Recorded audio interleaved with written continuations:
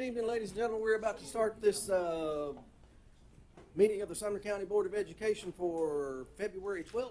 Before we do, I'm going to stand for a moment of silence, followed by the Pledge of Allegiance to our country's flag. And if you would like to join me, please feel free to do so.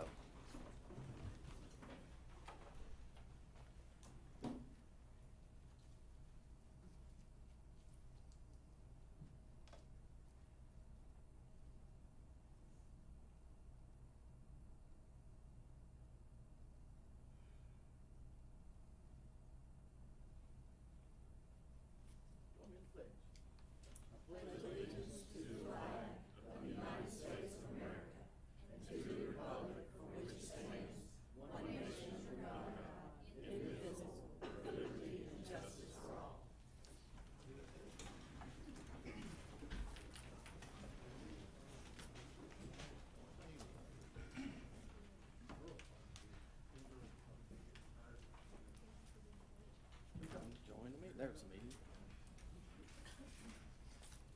Let's see. That goes over here, and this goes over here, and that goes over there.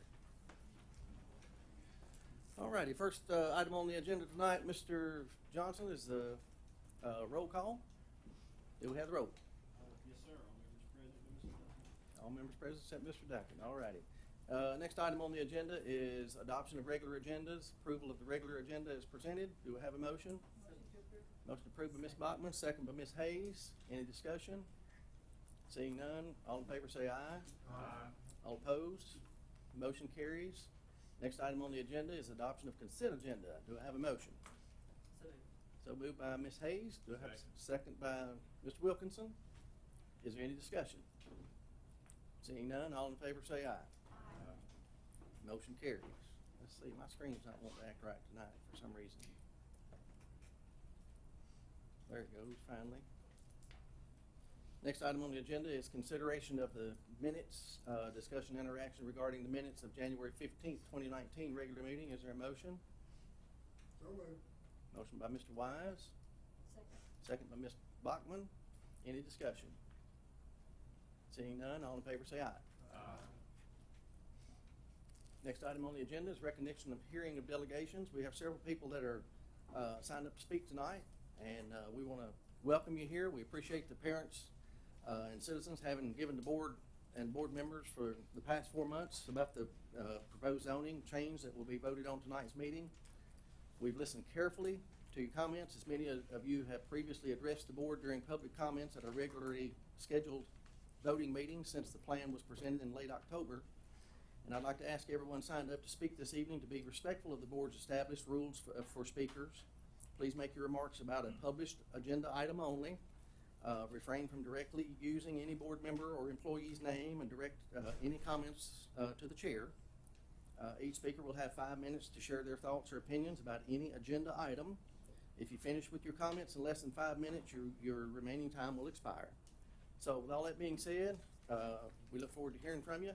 And the first one is Kevin Stewart. Mr. Stewart, come on down. If you would turn the microphone on and give your name and address for the record, please.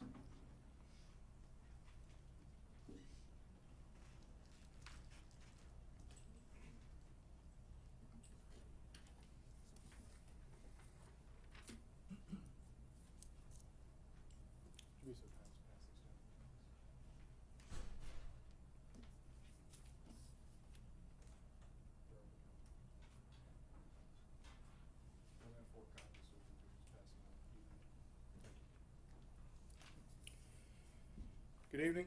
My name is Kevin Stewart. Live at 330 Blackthorn Lane, Gallatin.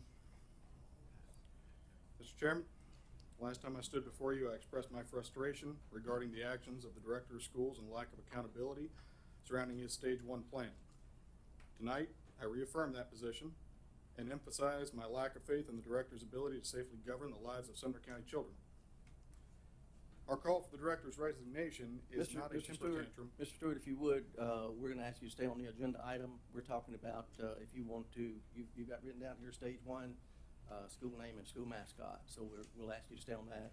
Oh, I'm sorry, this is on H2 and 3 or H1? We're talking about an agenda item. Yes, sir, this Director of Schools is not on the agenda. Please stay on the agenda item, please. Thank you. Please continue. We're legitimately concerned with the lack of leadership in the community in relation to stage 1. Since the last time I stood here, more safety issues have arisen, including an incident where children were packed onto a beach school bus number 555, forcing children to sit in the aisleways due to inadequate seating. The Transportation Department claims the seating was available near the front of the bus, but I still call to question the safety of allowing those students to sit in the aisleways, especially if seats were available. Let me be clear, this is not about Mr. Stewart, which school Mr. our Stewart, students attend. Once again, we're going to ask you to stay on the zoning, if you're here to talk about the zoning. Sir, I believe transportation pertains to zoning. Well, tie it in, because it's not resonating to me, so. With respect, Mr. Chairman, I'm attempting to do so, but I keep getting interrupted. Okay, thank you, sir. Thank you.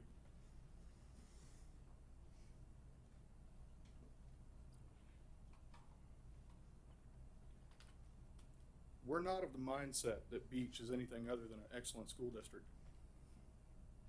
This isn't about which school our children attend. Your rebuttals to our comments on January 15th have proven to us that you are misconstruing our efforts entirely. Alternatively, we have begged each of you to communicate with us. We've asked repeatedly for empirical data that doesn't seem to exist, nor has it been requested by this board. In fact, less than half the board members have responded to our queries. There's been more dialogue regarding school names and mascots in the past month than there has been regarding the Stage 1 proposal since last October. Why did you bother to drag this out 4 months if you're not going to listen to us? If you're going to ignore the facts? Where are your constituents who support Stage 1? We have a petition with over 1,000 signatures. I just distributed to you. We've packed this room numerous times with concerned citizens, and yet we have still not seen a single person rise to support transitional rezoning. We want to know why we're facing this discrimination, because that's what it is. You picked us out of the center of a map. Your actions thus far have made it crystal clear that this board does not serve the children. We, the people of Sumner County, hold the power in this room, and we'll utilize every tool within our legal right to ensure the safety of our kids. Tonight, you must prove your worth to us. Vote no on the Stage 1 rezoning proposal and demand a new, thoughtful plan supported by empirical data. Thank you. Thank you, Mr. Stewart.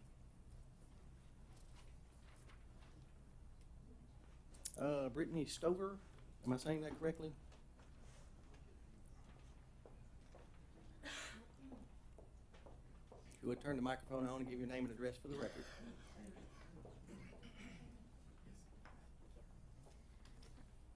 Mr. Chairman, my name is Brittany Stover. I live at 313 Blackthorn Lane. My daughter is Ella Juliet Stover, who is in kindergarten at Station Camp Elementary and will be directly impacted if this Stage 1 goes through. But I'd like to give you a little bit of background about me. I'm an Army brat whose father served in the military. We moved around 4 times during my elementary school years, and then again 2 times during the middle school. While I wouldn't change the experiences that I've had for my family, I would never, and I repeat, never want that to happen for my children. You see, when a child moves around that many times, the ability to foster new relationships and new friendships drastically dwindles. Children, myself included, learn at an early age to guard themselves and their emotions, because when you meet a new friend, you are not sure how long you'll have them. There are fears that this new friend will either have to leave due to their family or your own parents' reassignments. You see, relationships only go surface deep when you're moving, not once or twice or 3 or 4 times. Those fears don't just go away. Those characteristics can develop from childhood, and they can only get worse over time. I remember being in high school and only having 2 friends because I was afraid to include anybody else in my circle.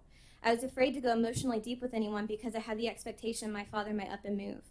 But I was so incredibly lucky because after serving 2 terms in Iraq, my father volunteered to take a solo assignment, leaving his family and home to go to Korea just so his daughter could stay at high school. Because my father understood 15 years ago that the most important thing is not uprooting a child when it's unnecessary. This Stage 1 that you're proposing, you believe it's necessary, you believe the numbers are going to help in decreasing the overcrowding, but I implore you to really stop and think about the consequences you're putting our children in. I've heard from the board that there have been children who've already gone through this because you've spoken about it.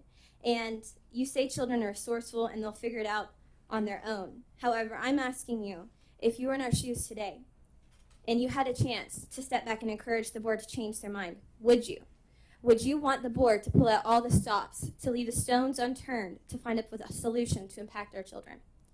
For some of our kids, you're asking to move 4 times in a 2-year period. You're asking them to make new friends, to trust teachers, to get involved in school spirits and activities. Yet you're not stopping to think about how this is going to affect them emotionally today, tomorrow, and the years ahead. You're also asking us parents to get involved, to help the community, to support these schools and be Teflon and transition successfully like we're told.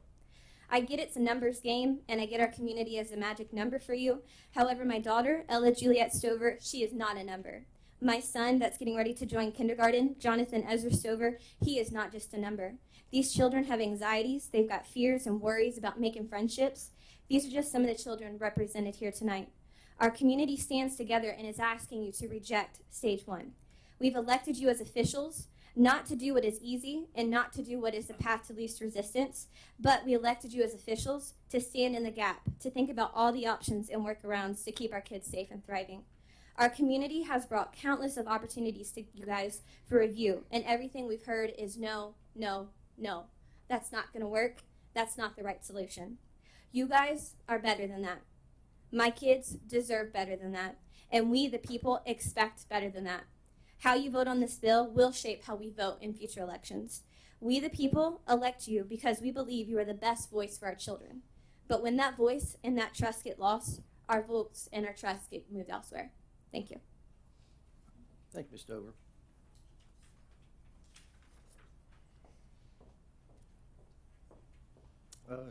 Dara Smith? Did I say that right? Dana, okay. You should know my name. I thought it was, but you kind of write like I do. Good evening, Dr. Phillips and school board. Oh, I'm sorry. Thank you. Good evening, Dr. Phillips and school board members. My name is Dana Smith, and I live at 233 Blackthorn Lane. I have 2 daughters at Station Camp Elementary. Thank you for the opportunity to speak to you again tonight. I know most of what I have said since October has not resonated with you, but I hope and pray you will listen and absorb what I say tonight. On January 25th, I filed a request for emails or any other form of communication regarding rezoning, overcrowding, school board policies, and the new schools between all school board members, Dr. Phillips, Don Long, Jeremy Johnson, and the principals of the affected schools between the dates of October 20th through November 30th. This morning I came to this very building at 9 a.m. to receive my open records request. It was a package of 243 pages of emails, which contained 1 email from a concerned citizen to Dr. Phillips, 3 emails to Sarah Andrews, 1 email exchange between Chairman Brewer and the media, 1 email from Jeremy Johnson to all board members, 1 email to Jeremy Johnson from the Transportation Department, and the rest of the 243 pages were email exchanges between Jim Hawkins, parents, and the media. This is not what I requested. I was seeking internal dialogue regarding the proposed Stage 1 plan, construction of the new schools, concerns about the plans, and the details on implementation. Instead, I got copies of my own email exchanges with my representative.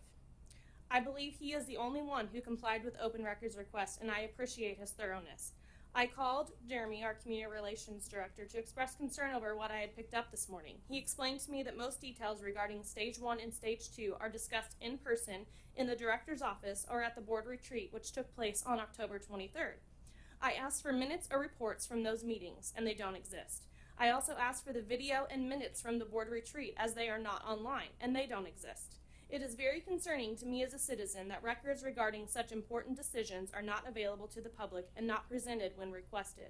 I was also told that many emails are deleted after 30 days due to storage capacities. This should be very concerning to every citizen of Sumner County. I could go on and on about the many concerning things going on in our county right now. I could repeat my past addresses to you regarding the negative effects of Stage 1 will have on children, families, and the community as a whole. But tonight I come to you with some questions to ponder. Why is there no mention of the dozens of parents who spoke in opposition of Stage 1 at the November or December board meetings included in your minutes? I lost my place. According to the county attorney, these are the official records of the meetings, but yet the minutes show no record of opposition to the plan.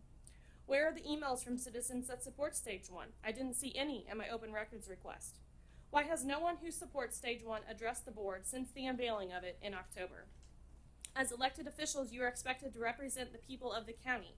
Did you know that over 1,000 people have signed our petition opposing Stage 1? I believe you received a copy of it. Why aren't we being represented? I know Stage 1 only affects one district, but you are all expected to represent the whole county. Did you know that several county commissioners voted against funding the new schools because of lack of information? None of the commissioners have the required report that is supposed to be given to them to approve the funding. Did you know that our director received an email from the retired director of zoning for Metro Schools? I found his thoughts very profound and I wanted to share them with you. He said, and I quote, "When my staff and I were rezoning students during the 2007 school year involving dozens of schools, we made sure to put ourselves in the place of students in order to see how our thought processes would affect them over time. Doing so helped to ensure that we only rezoned them once, even if that meant temporary use of portable classrooms.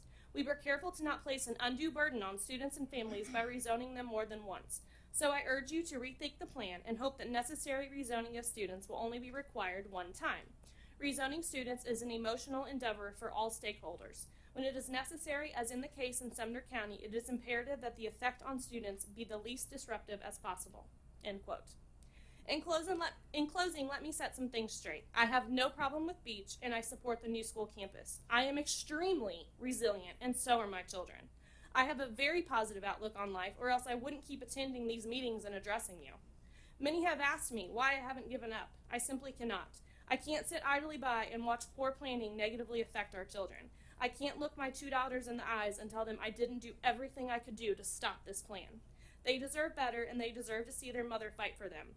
I hope and pray they grow up to be strong, independent thinkers who always stand up for what's right and fight for it.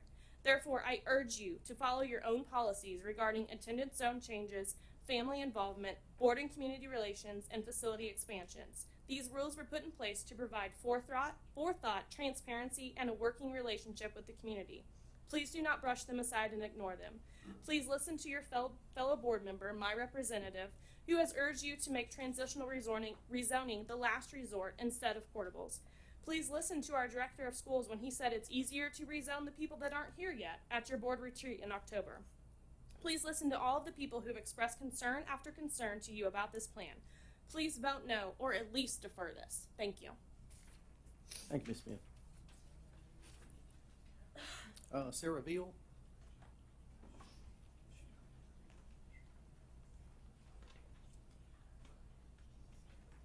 Microphone's already on, Ms. Veal. Just give your name and address for the record. Thank you. Good evening. My name is Sarah Veal, and I live at 177 Ferdinand Drive in Gallatin. I'm a licensed professional counselor, and my daughter Scarlett is in kindergarten at Station Camp Elementary. She's often saying to me, especially recently, because she is advanced and she knows what's going on, I don't lie to her. She's like, "Mommy, I don't want to go. I want to stay with my friends." You know, she knows it's important to research, and she knows I'm fighting for her, and that's what's most important to me.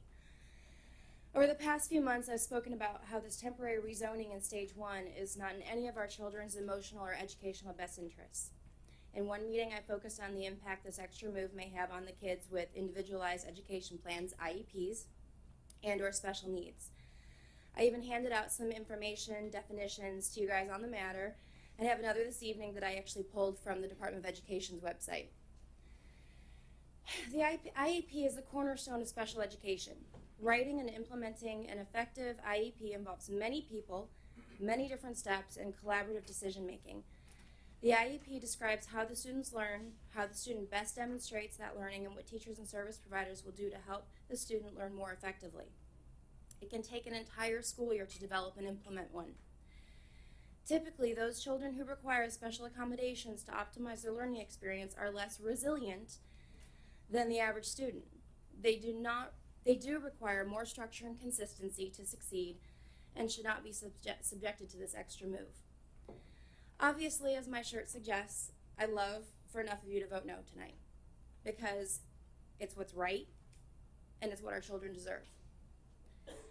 Short of that, at least consider postponing the vote for another month to review the data that some of our group has collected more recently and listen again to our pleas tonight. Finally, if the vote to approve this is inevitable, which sadly I fear many of you may have decided as such without reviewing our concerns, please consider an amendment to allow those children with IEPs to remain at Station Camp until the new schools are complete, so as to minimally disrupt their emotional and academic well-being. We want what's best for our kids, and we hope you do too. Thank you. Thank you, Ms. Veal. Next one is Kristen South.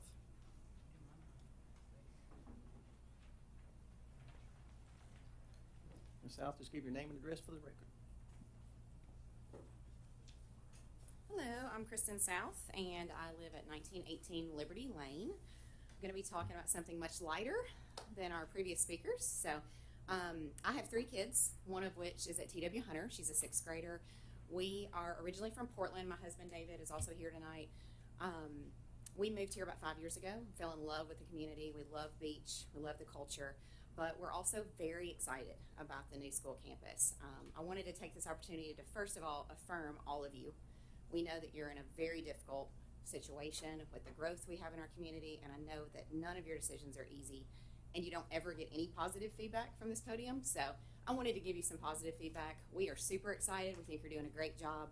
We know that it's impossible to make everyone happy, and growth needs change, and change is inevitable, so thank you for everything that you do. Like I said, we are so excited about the new school. We've been very involved since the rumors started about it being built. I know Sarah, and we have literally talked about this for years. We even went as far as buying land on Liberty Lane to build there because we knew it would be zoned for the new school. We did live on Sandy Valley, and now we're getting ready to break ground on Liberty. So first of all, I'm going to address the name and the mascot because we're very involved in that, and we love the opportunity to be involved. We are surrounded by a lot of schools with rich history. We have Beach, we have Hendersonville, Portland, Gallatin. They're all these powerhouse schools that have got such school pride, and our communities are so invested in them. So I think we have a huge opportunity with this new campus to make a statement, and we need a name and a mascot that can stand alone in all of these dynasties. It's going to pull kids from so many school zones. We need something that everybody can get behind, everybody can support, everybody likes, and something that's strong and makes a statement. It's going to be the biggest campus in Sumner County as far as I understand, so it really needs to stand alone in a mascot. It needs to have something that's unique, that's not used anywhere around here. It needs colors that are not used anywhere around here, and we're very excited about it. I think it needs to represent not only the physical location of the campus, but also help to inspire a new legacy for these kids and for our parents. You know I'm a coach. I coach at T.W. Hunter, and we are so involved with our kids through sports, clubs, activities. We want to wear the colors. We want to monogram everything. So it needs to be something that everybody in the family can like. So how did we come up with our suggestion? We were literally just brainstorming about all the schools in our county, what mascots were used, what colors were used, and what not was used. My husband actually mentioned the Longhorn Farm at the end of Station Camp and 25. If you are from this area, you know that farm because we don't see longhorn cattle in this area very often, right? The animal itself is very majestic. It's beautiful. It demands respect. It's a breed you don't mess with. So it's a very strong mascot. It's also not used anywhere in Tennessee. I Googled it. I've done tons of research, and the Longhorn is not used in any school system in Middle Tennessee, especially in Sumner County. So it's something different and unique and something I think families could get behind. We liked Longhorns, so I like alliteration. So I immediately started trying to think of things that started with an L for the name of the school, and Liberty Lane popped up. Liberty Lane is a very logical choice for the name because it literally almost dead ends into the entrance of the new campus. So we could take Liberty from Liberty Lane. So again, it helps people recognize where the school is, but it also has a double meaning that I'll get to in a second. The campus is also on a hill. So I know that some of you like kind of a two-part name. So Liberty Hill Longhorns was born. And we are a little obsessed with the name, but I think it's great and it has so many possibilities. As for colors, I think red, white, and blue would be a great color scheme for a lot of reasons. First, there's no other school in Sumner County that has red, white, and blue. They're very unifying colors. They're part of our state flag. They're part of our colors here in the USA. For graphic design reasons, they're very easy to replicate. It's very easy to go buy a red, white, and blue shirt or get something monogrammed. For school equipment and for sporting equipment, from a coach's standpoint, I love when my team has colors that are easily found. I know anybody that's from Beach in the room, probably not, but Beach orange is a very specific orange, and sometimes it's hard to find uniforms that match that, or socks or whatever. So red, white, and blue would be great because it'd be so easy. It'd be easy to decorate the school, to choose paint colors, lockers, desks. All kinds of equipment is readily available in those colors. It also pays tribute to our state flag. I think it would be really unique if we could incorporate the Tri-Star into our logo, because we are in Tennessee and we have a lot of pride in our state. And it pays homage to the Ms. liberties South, that our country. your time's up. Can you I'm sorry, yes. maybe take another Yes, 15, I 20 can. seconds? So I'm very passionate about this. So I actually had a friend of mine create some logos. She's a graphic designer, to help you see the kind of thing that we could do with a name and this color scheme. I know that Liberty Creek and Liberty Hill are on your voting items tonight, so this could help you. I think visuals kind of help bring ideas to life. Thank you for letting me speak, and I really hope that you'll consider Liberty Hill Longhorns. Thank you. Thank you, Ms. South. That is all of the people who have signed up.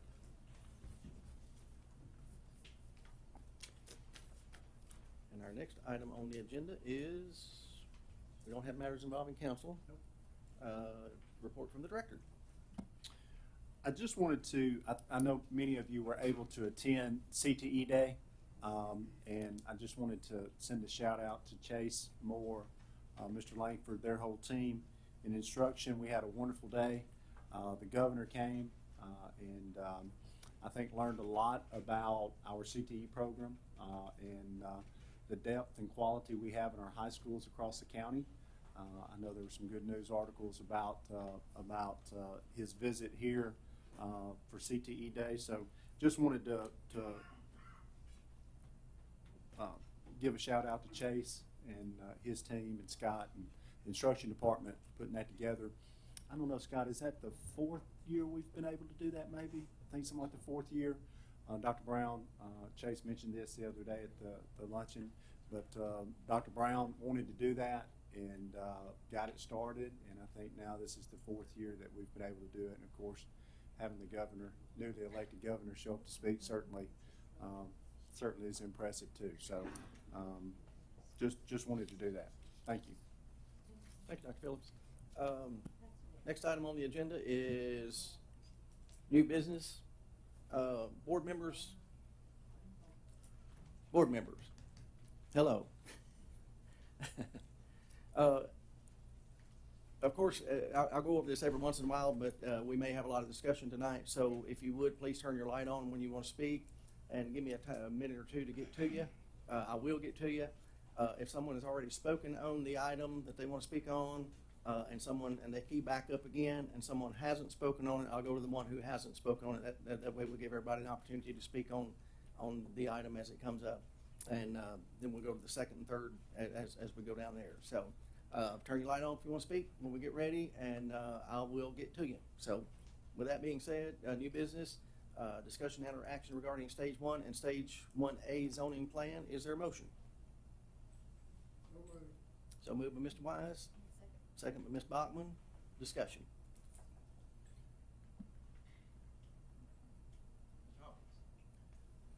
Thank you, Mr. Chairman.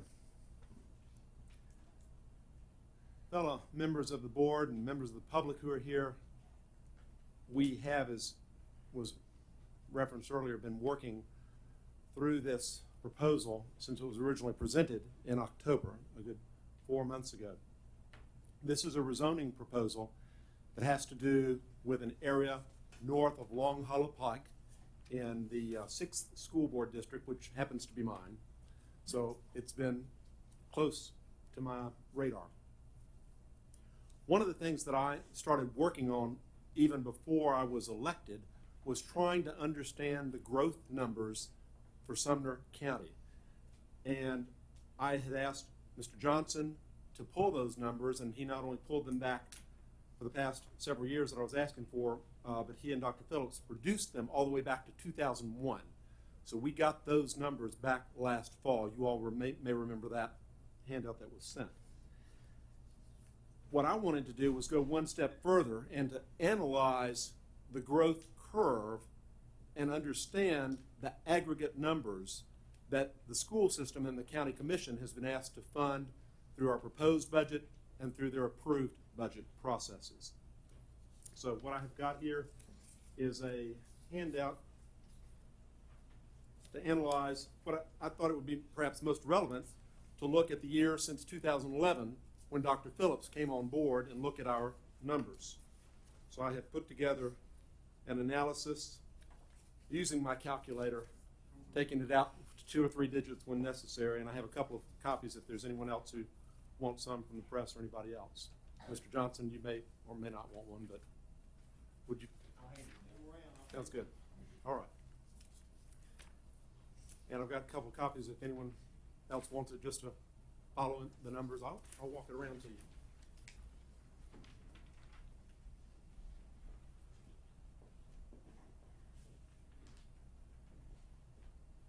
In 2011, our Sumner County schools had 27,825 students. And from 2011, 2012, 2013, grew by 237 students for a growth rate of less than 1%, 0.008. From the 2011 year to 2012 to 2013, grew by 290 students. All these are September numbers for a growth rate of 1%. From 2013 to 2014, grew by 391 students to 28,506 for a growth rate of 0.013%, or 1 and 3/100%, or 1 3/10%, excuse me. From 2014 to 2015, 296 student growth to 28,762, growth rate of less than 1%, 0.0089%.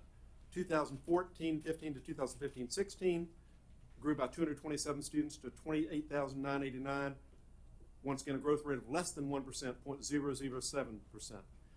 2015-16 to 2016-17, it grew by 70 students for a growth rate of less than 1%, 0.002. I was elected in 2016, started studying the numbers from 2016 to 2017, grew by 330 students for a growth rate of 1.1%. And as of September this past year, our number stood at 29,540, growth of 151 students from the previous year for a growth rate of 0.5%. So this is something I've been trying to wrap my mind around. We're seeing as the overall aggregate population of Sumner County grows in a far more dramatic way, with Gallatin growing, with Hendersonville growing, with White House and Portland growing, and the county area is growing. Why have we seen such a modest growth curve over the past 8 years? I think it's from talking with demographic experts and trying to understand more of the data, a lot of it has to do with the fact that Tennessee attracts tax, because of our no income tax, we attract a lot of folks who are moving here to retire who may not have school-age children with them. It also is reflected the fact that there are a certain number of students across the county who attend private schools, and they are, of course, not counted in here. But we have seen a very modest but steady upward curve from 27,800 to 28,000 to 28,005, 28,700, 28,009, 29,000, 29,389, and this year 29,540. And as of January, you may say, well, where are we at the middle of the year? On the whole, we're right at 29,429, so just a little bit dipped down. But in my district, we're seeing the accumulation of the growth. There's been a little bit of offset in some other districts, but in the 6th district, in and around the station camp footprint, we're seeing pickups of numbers. So I wanted to share with the board, just if this is interesting and relevant. I think it is, so I'm going to share it. And if you have questions, you can ask them to the chairman, and if he wants me to, I can answer them. Where are we with our schools? Station Camp Elementary School, as of yesterday, February 11th, had a school enrollment of 1,073. Now, enrollment is not the attendance, because there may be students out for illness at any time, but this is the school enrollment. 1,073. The classroom capacity for Station Camp Elementary is 1,030. So right now, as we sit here tonight, we are jammed in jelly tight, to use the old Southern expression. We've got 43 students more. So I interviewed and tried to find out, what does that mean within Station Camp Elementary? What it means is that every single classroom is occupied. 2 of our classrooms are doubled up. In 2 of our classrooms, we have double sets of teachers and students. I do want to point out, for full disclosure, those are our EL classes, or English Language Learner classes, which are typically smaller in number. How they're physically working it is they're putting one group of EL students and a teacher in one corner and putting another group of EL students and teachers in the other corner. Our special ed resource classes are also doubled up, where we have students with learning disabilities, with impairments. They are doubled up right now too. We do not have capacity. We've had to add teachers in each of the past 2 years in Station Camp Elementary. And yet you've not heard a single word of complaint, nor will you, from the school administration or the teachers. This is my asking them questions. This is how, and asking and synchronizing that up with what syncs up with exactly what I've gotten from Dr. Phillips and from Mr. Johnson. Station Camp Middle School, they are sitting right now at, as of yesterday, with enrollment of 981. Their classroom capacity is 945. This is information that was published online in October. This is information that I have sent out to dozens and dozens and dozens of interested parents and citizens in my district. They are at 353 6th graders, 314 7th graders, 314, same number, 8th graders. I asked, what are they doing? Every single classroom is full. Now you'll remember, this is where we were using a host of portables until we got funding from the county commission to build a new wing of 12 classrooms. Those 12 classrooms opened in during the last semester, spring of 2018. Instantly, we filled up between 9 and 10 of those 12 classrooms, and we started the year with all 12 of those additional classrooms full. Every single classroom at Station Camp Middle School is in use. The crunch goes a little bit further, though. We do have computer labs. We've had to use computer labs for classrooms. We've had to start cannibalizing space in the middle school in order to meet teacher needs. And this is not a question we've talked about, but my wife asked me this question at 6 o'clock this morning: how are we accommodating the needs? And I've been researching it since then, and she's here tonight. Thank you very much for that question. However, we do have multiple mobile labs, even though we have 2 physical built computer labs and 1 we've had to cannibalize. We have multiple mobile labs, and with our technological capacity, we've received excellent support from the IT department. We can now test an entire grade. We can put an entire grade at the middle school on computers at the same time at at Station Camp Middle School. And so they have not missed a beat. They've kept on going. They're running at full plus. Station Camp Elementary is running at full plus, but they're snug.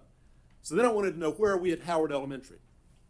Howard Elementary, as of yesterday. Howard Elementary is another school in my district. As of yesterday, our enrollment at Howard Elementary is now 601.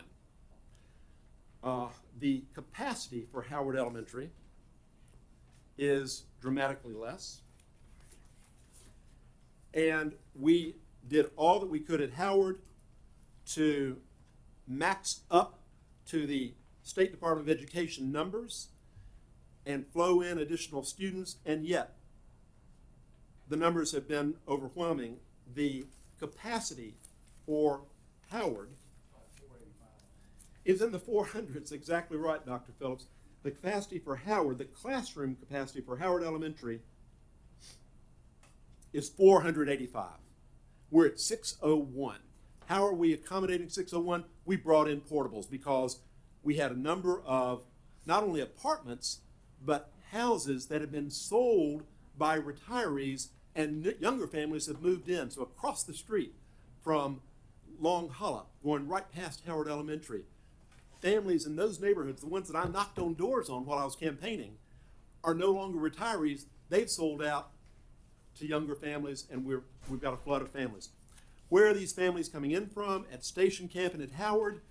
The most recent moves are from Florida, from Georgia, from New York, from Ohio, from Indiana, from East Tennessee, from Japan, from India, and from other counties throughout Tennessee. Sumner County is a destination county, as Governor Bill Lee has spoken twice in the last week about how Sumner County is a leader in providing robust, multifaceted education, and that same set of qualities has attracted hundreds and hundreds of families. In the Carrollton subdivision, which is probably composed of one of the most caring and energized set of parents of anywhere in my school district, the vast majority, more than 90% of those by my count, have moved there in the last 2.5 years, attracted by the qualities of Sumner County, the quality of life, the proximity to the Station Camp schools, and in a minority of cases, the knowledge that a new school was going to be built over their back hill, so to speak. Just about every single person that I have talked to in Carrollton who has questioned the rezoning has affirmed that they will support and will support it with their feet, with their kids, the new school in 2 years when it's scheduled to open in August of 2021. And you heard that again tonight from the speakers, that they're not philosophically opposed to Beach, certainly not philosophically opposed to the new school, but they're concerned about what we're doing and how we're getting there. Now, I've been impressed by this board, and I want to particularly thank Ms. Andrews and those who have seconded her motions and amended her motions. This board has already worked with the numbers at Station Camp High School, which is a little bit under capacity. And we have taken notice of that, and we've passed formal amendments to the proposal that's on the table tonight to allow any existing 9th, 10th, or 11th grader to stay at Station Camp for the next 2 years. What that means is that a 9th grader would stay there for their sophomore and junior year and then become part of the first wave at the new school. A sophomore who's there now would be allowed to finish their 11th and 12th grade years and graduating in the spring of 2021 if they can self-transport. We've also, in January, I believe, voted for current 8th graders at Station Camp Middle, if they can self-transport, to be allowed to stay in the Station Camp family of schools for 2 more years on the strict understanding that after 2 years, which would be at the end of their sophomore year, they would be part of that new wave to help populate the new school. That's where we stand right now. The question comes up, I have been asked by a goodly number, less than 10, but even 1 is a lot, because I'm looking at these as people and parents and families, not as numbers. We've got several requests from parents of 7th graders. Could their children, if they can self-transport, be allowed to stay in place for 2 more years, meaning they'd go to Station Camp Middle for 8th grade and then Station Camp High School for 9th grade and then transfer over? That is a tougher question because of where we are with the numbers at Station Camp Middle. That would keep, now what are the numbers? Another question that I wanted to know, and I've drilled down, and Dr. Phillips had already figured that out and had already looked at that number. How many students stand to be impacted after our amendments that allow high school students and 8th graders to grandfather with self-transportation? In this mapped area, and I've been carrying this packet around and adding to it for months. In this mapped area that is north of Long Hollow, includes Neals Lane up to Cummins Lane. In this mapped area that is the proposed zoning footprint, there are now 187 different students. That's not 187 families, because some families have more than 1 student who's potentially impacted. But from kindergarten through 7th grade, we have 187 students in that footprint that when we think tonight about whether or not to propose this, whether to adjust it, whether to amend it, whether to study it more, that's what we're looking at, is the 187. That's what we're trying to do through this proposal, is to relieve a very real classroom pressure that already exists within Station Camp Elementary and within Station Camp Middle School. They are functioning, but they're functioning at full plus capacity. So that helped me understand better how we have come to this point, and I wanted to share that information with fellow board members. The number was much higher. It was in the mid-200s, but with the pullback from the amendments, it has carved off 60 plus or 70, approximately 70 students, leaving 187 subject to being impacted.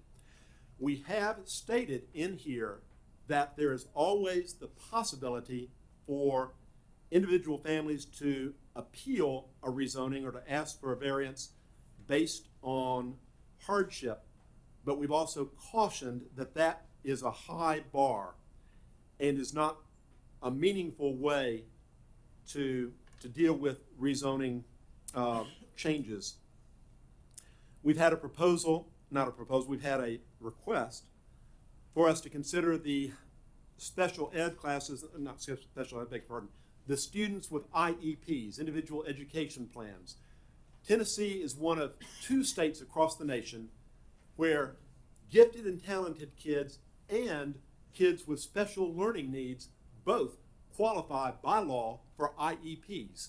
So interestingly, if you have a child who is bright and tends to get in trouble sometimes because they finish their work so early, but before the rest of the class, that student is qualified for an IEP, and we have been meeting that with enrichment programs in the elementary schools, with opportunities for those students to shift up into higher reading groups, to get extra work, to have free reading time.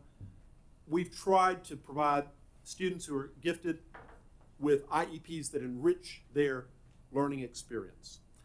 For students who have impairments, we've worked very hard to make sure that we have a strong, robust set of resources in place. Interestingly, Sumner County has become a destination county for families with a child with special needs. During my years as an attorney with Legal Aid Society, I regularly dealt with counties outside of Sumner County who were struggling with meeting their special ed legal obligations. That was part of legal aid's funding. I never had the first case or the first request or the first need for legal assistance in Sumner County during my 6 years there. That reflects what was there before Dr. Phillips has arrived, and reflects what's continued under Dr. Phillips and the leadership of the central team. Thank you very much. And Ms. Naomi, thank you. That's our assistant director who works on that is on the front row here. And I commend you and your team for the work you've done to support our schools, not just in my district, but throughout Sumner County. So this sounds like all very interesting. Where am I going with this? Where I'm going is trying to decide how to reach out to my fellow board members and ask them to look beyond the anger and pain and frustration that has been articulated from time to time, and to listen as well to the fact that every parent who has appeared here, every parent with whom I've met, every parent with whom I've texted and phone called as late as 11 o'clock at night, and I will add that those calls didn't start till 9:30. I didn't call people back at 10:30. People have been really, really thoughtful. And I will tell those who have challenged us, I have actually heard from several persons in my district and beyond who say, we understand that you have to make growth-based adjustments. So I asked them, would they like me to use their name? They uniformly said, no, thank you. I told them they could send me an email to express support, and it would be subject to public records disclosure, and they said, we'll just let you know verbally. I think there's a concern, given the level of organization, to challenge us as a school board, and I think that's healthy for us to be challenged. I really do. I really do. And I have gone through this 49-page packet that was actually sent out to every board member at 5:34 p.m. I went through and did a quick analysis, and it shows me that not only do the majority are from here in Sumner County, but the other people assigned on here are from 31 different states and 3 other different foreign countries. That shows me that this probably reflects your brothers, your sisters, your grandparents in those other states from which you moved to come to Sumner County. And I respect that because we're not an insular county. We're not an insular state. We interact with the entire world in our education process. And the fact that we've gotten petitions from signatures from Oklahoma, Louisiana, Kansas, California, Virginia, Ohio, Kentucky, Florida, Missouri, West Virginia, Maryland, Arkansas, Alabama, Texas, the Netherlands, Arizona, South Carolina, Washington, Indiana, Missouri, Michigan, Pennsylvania, North Carolina, Georgia, Nevada, New York, Minnesota, Illinois, Indiana, the outlying islands, which I take to be not New Jersey, but something different, Massachusetts and Hawaii. So we've heard, these people are networked, the people who are in my district who have reached out for asking for support, and yet the majority of the names are from here in Sumner County. The majority of the names are from here in Gallatin, and I respect that. And I think this means they want us to work and work hard. Now, let me come back to what I've learned about working and working hard.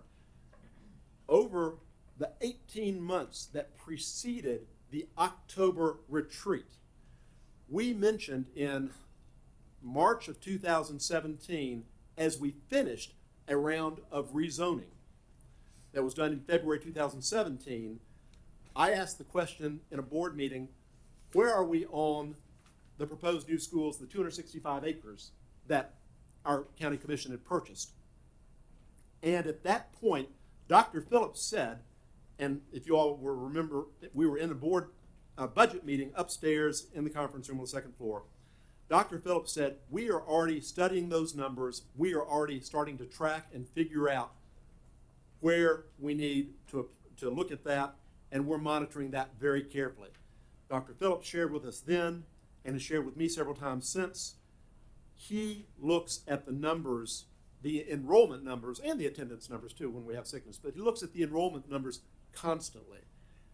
I talk with principals throughout the county, and they tell me Dr. Phillips checks in with them all the time on what's happening in their schools and how are they doing on resources and needed capacity. And I thank you, Dr. Phillips, for being almost flipping the org chart and being on the bottom and making sure that you're supporting principals and the people who are supporting the teachers who are supporting our students at the top of the org chart, the upside down org chart. Thank you very much. Dr. Phillips and his team, who are across this front row and who work within this office, have been working on this, and beginning in March of 2017, they began working on a proposal that they said they would probably be bringing back to us, give us a readout in August of 2018. In August of 2018, which was actually 15 months, Dr. Phillips said, in response to another question that I asked, because I kept notes on it, we are planning to do a board retreat, and we're working with JJ, with Jeremy, to identify the numbers and set the date. And we set the date in the next study session, and that date was upstairs, and it was open to the public, and we had several parents there, and we had a lot of media there. And at that time, Dr. Phillips shared with us that he had been working with his staff, and especially with transportation, especially with the readouts, the numbers from the growth pockets. And the growth pockets are in this central Sumner County area, to figure out how to approach this. And that was what led to the proposal that we received. On the night that it was received, a lot of data was instantaneously posted at the end of the school board meeting. As soon as we adjourned, Jeremy Johnson and his staff hit a switch and published voluminous data, which is still there as of 5:34 this afternoon, 5:33, just before I got the email. It's still there. I have also linked to that and encouraged my constituents to look at that. We've had a lot of thoughtful data requests. David Matsumoto, one of my constituents, has scrubbed through he's requested and he's scrubbed through these 148 pages that I received when he received them. I've been shadowing every data request that came in. I asked to receive a copy too because I wanted to see what my constituents are seeing, and I wanted to start seeing the numbers. And what I have seen is the numbers growing end of month by grade since 2006 for the last 16 years. And that number, that last readout ended with the month before this was produced.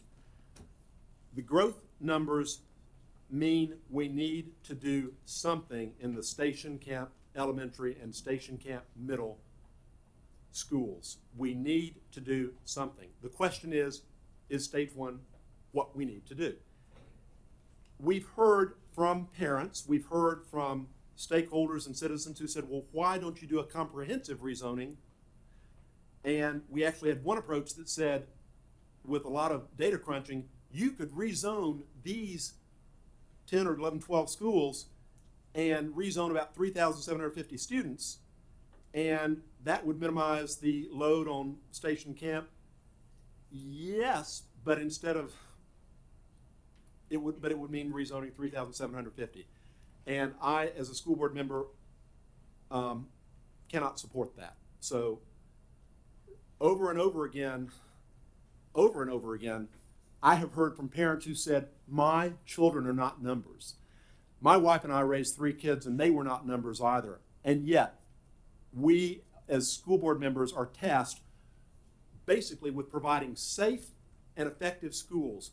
363 days ago tonight, we were up on the hill with Alice Bachman and with Tammy Hayes, and it was my first time to go up on the hill with them, meeting with our legislators, meeting with our state senator, talking with them about the importance of fair funding for Sumner County, talking with them about the importance of rolling back testing for the sake of testing, talking with them about making sure that we stayed funded and that there was not a move towards pulling funds away from public schools. On that day, February 14th, 2018, we got news of the Parkland shooting, and every data screen, every computer screen, every news screen in the legislative cafeteria and elsewhere lit up with the news of the Parkland shooting. From that point forward, this school board, this director, our SROs, our principals have been focused on safety as our first and foremost priority. We have pledged to the county commission that we will maintain that focus. Our county commission has in turn stepped forward and provided incremental funding. We have some county commissioners here tonight. Thank you very much, not only for that, for stepping forward and doing the tough decision of maintaining funding, but being here, not only this week, last week, other weeks. Our schools over the past 3 years have hardened our access doors. We now have dial-in access points. We now have buzz-in points. This doesn't mean that we don't have vulnerability points, but our schools, your children's schools, are now safer than they were 3 years ago. Thanks to the county commission funding, thanks to the very strategic allocation of those funds to not only build new classrooms, new science labs, new enlarged cafeterias and gymnasiums and computer labs in 24 of our 48 schools, but also to add strengthened doors, windows, entryways. We pledged to the county commission, we pledged to our voters, we pledged to our parents and our principals that we would look at portables as a last alternative because portables are vulnerable. Portables don't have restroom facilities in them. Portables are hard to heat and hard to cool. Portables don't generally provide access or shelter from the weather when students are going into the main campus doors. They are points of vulnerability. I went to an all-day governor's task force at the airport in May this past year and listened to experts from across Tennessee and SRO experts. That is one of the points of vulnerability, and we have worked to reduce that point of vulnerability. Now, when I met with dozens and dozens of parents, every one of them has said, if we could stay at Station Camp, we'll support our kids being in portables, and yet it means other kids would be in portables too. They can't just allocate just their 200 or just their 187. And our principals who have had portables in the past have heard over and over and over again, why are you making my kids walk through snow, through ice, through mud, through rain? It is because of the growth of Sumner County. And the growth has overtaken us at Howard, and the growth is bumping on us right now at the station camp footprint. I appreciate the listening that you fellow board members have done during the past 4 months. And sometimes I've read criticisms of you for merely listening. I know you better. And I've written to my constituents, and now one of the, I was stunned to find out that 200 plus pages of my emails were part of a data produced, but if you read those emails, you'll find out that over and over again, I've told you, my fellow school board members, I know them, they're listening, they care. They care deeply. They come from different backgrounds. They come from backgrounds of teacher certification, from years of experience as teachers, as parents, as caring members of our community. And I trust the collective wisdom. They see things differently from me sometimes, and I think that's healthy. They see things deeper than I do and with more experience than I do, and as one of the newer members of the board, I think that's healthy. And I try to listen to the wisdom of my experiential elders, so to speak, although I may be chronologically, I'm not sure where I am with you, Mr. Tim, but I listen when you speak.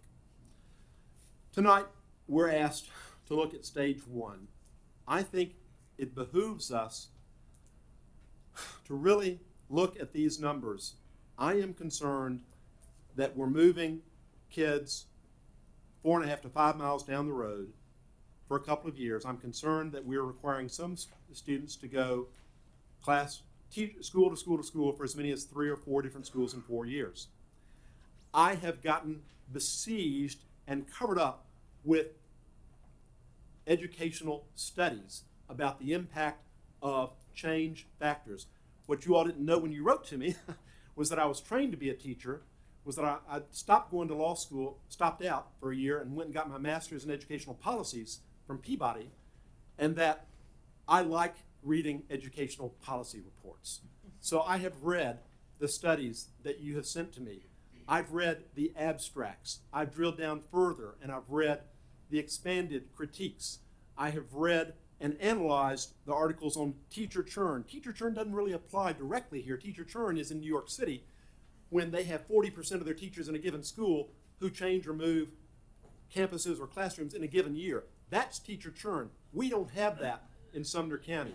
So those who sent me articles about teacher churn, we have an amazing continuity of teachers at our schools, at Beach, at Station Camp, at Howard, and throughout the county. We have a lot of continuity, and that's healthy. So if students are rezoned, they're going to be leaving one set of experienced teachers and going to another set of experienced and stable teachers. I had another set of data about students who are required to relocate during the school year. That also is not what we are about tonight. This is an end of school year zoning proposal that would take place in August of 2020.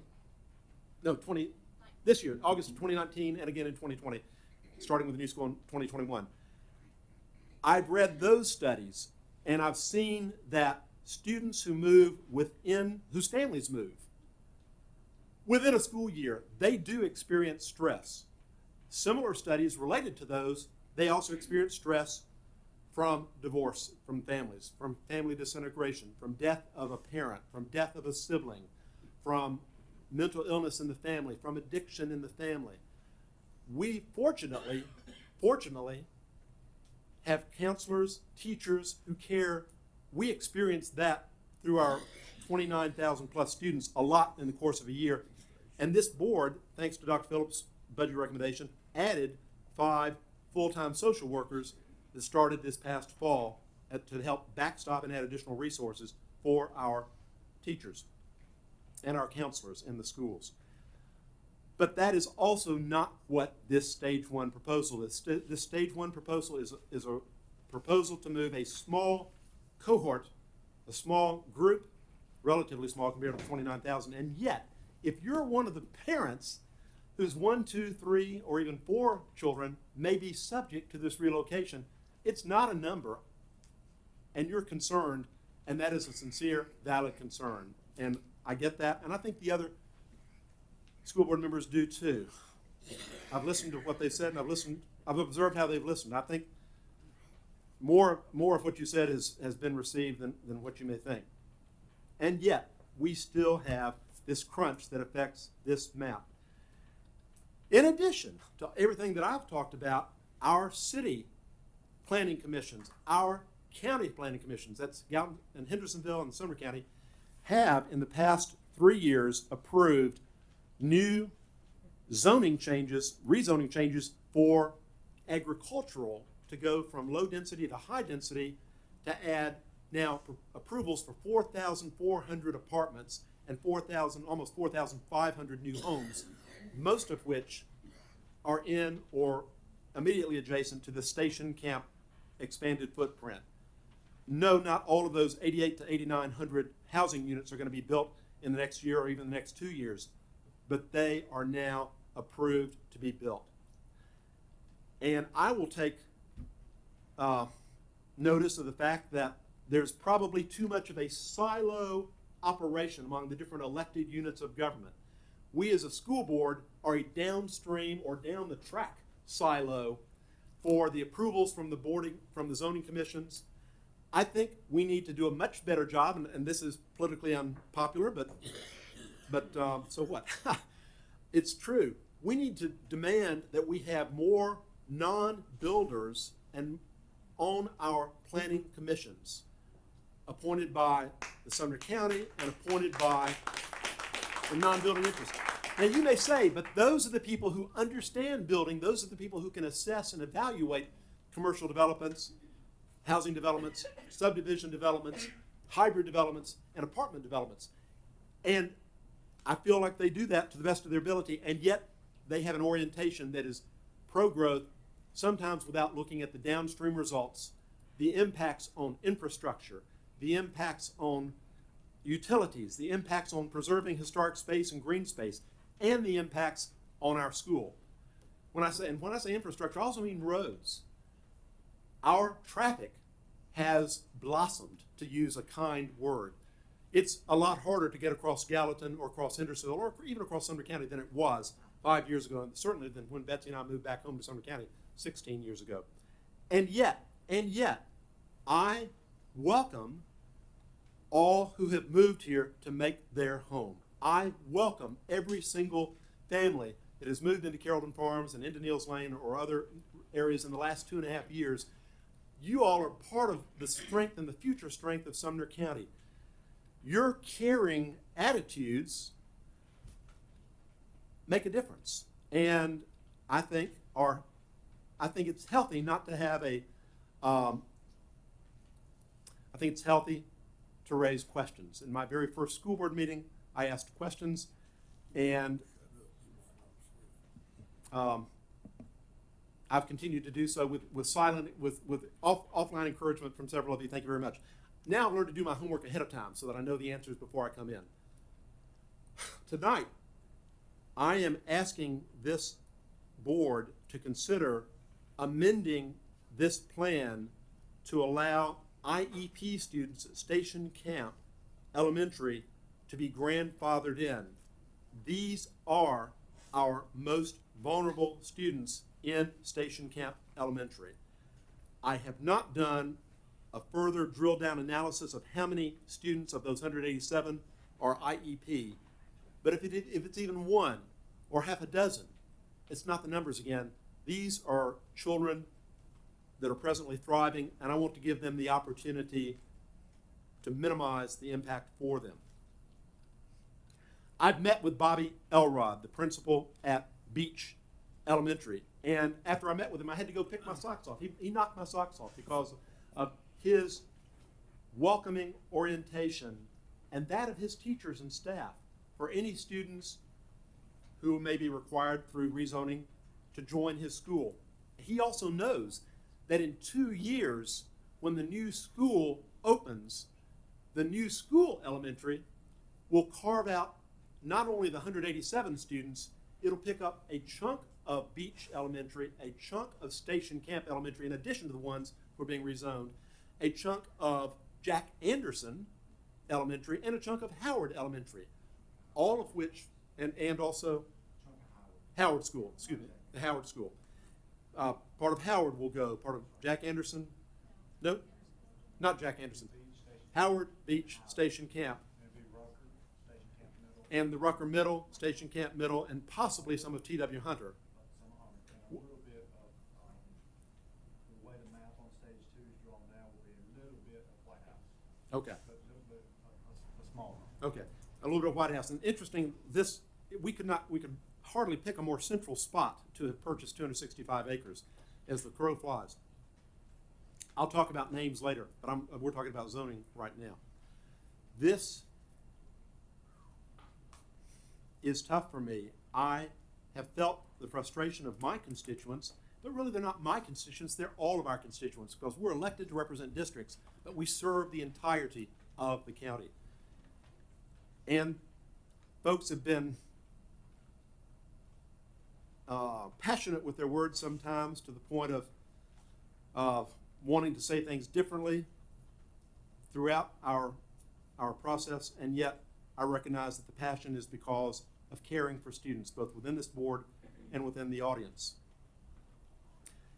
I do want to affirm that whatever vote this board makes tonight, I am solidly confident that this board is going to do everything it can to support our director, our principals, our teacher, our staff as we go forward, whether we have a unified vote or not tonight. I look at the Station Camp Elementary numbers, and I am concerned about, I've asked the question, what if we left everybody in place at Station Camp Elementary and Station Camp Middle School and just sort of pretended to overlook the State Department of Reg numbers? We can't.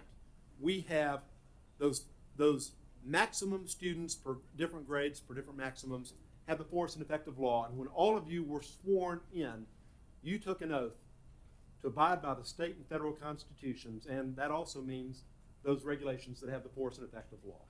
So we cannot simply turn a blind eye and say, well, maybe some people will drop out, or maybe some people will move, or maybe some people will voluntarily transfer to Beach. Nobody's going to voluntarily transfer away from a school where their child is thriving. And we, the children of the parents that I've heard from, their children are thriving at Station Camp Elementary. Their children are thriving at Station Camp Middle School. I have, one of the first things I said to these parents, I have wished I could say it in a different way, but it's true. It just didn't come across very sensitively. But I'll say it again because it is true. How we as citizens and as parents respond to change is the model that our children follow. Now, when I first said that to parents, what I was saying to them was, if you embrace change in a positive way, your children will embrace that too. But now I'm actually wanting to flip that and share that thought with my fellow board members. How we embrace, how we respond to change sets an example as well. In the past, our school board has relied heavily upon our school directors, not only on Dr. Phillips, but dating back to previous years.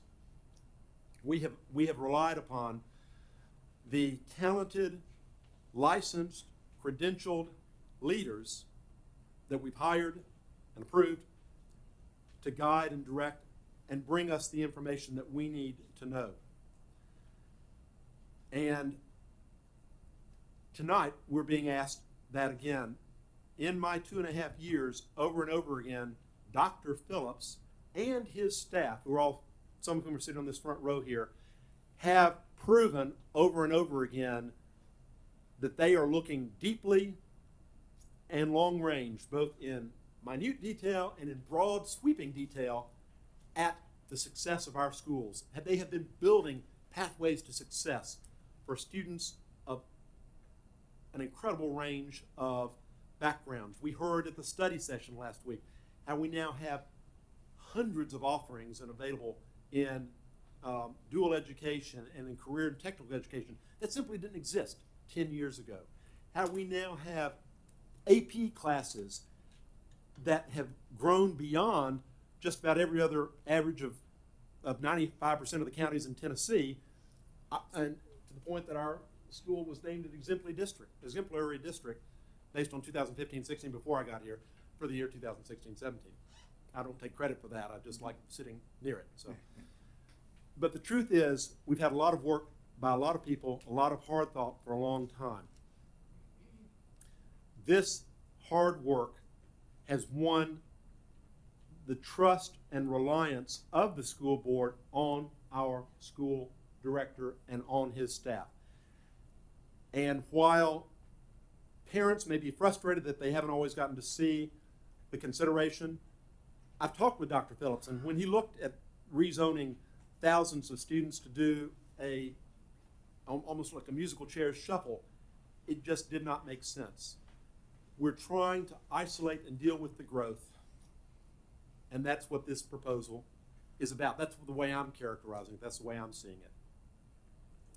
We're also, in effect, guaranteeing that the students who might be subject to the stage 1 are going to have the benefit of a tremendous boost of community, positive energy, with talented teachers, talented administrators, staffing, and launching that new school, which we may or may not name tonight, but we're getting close to that. I am hesitant to say that I wish we had done this on a shorter basis, because it's been a grueling 4 months, and yet I think it's been a healthy process. I think it's been an exercise in listening. I think it's been an exercise that will pay dividends in the future. I think it will make us better and more sensitive to our parents and constituents as we go forward. And yet, we're now at the point where we need to make plans for 2019, 2020, and 2021. And I respect that. And I acknowledge that. And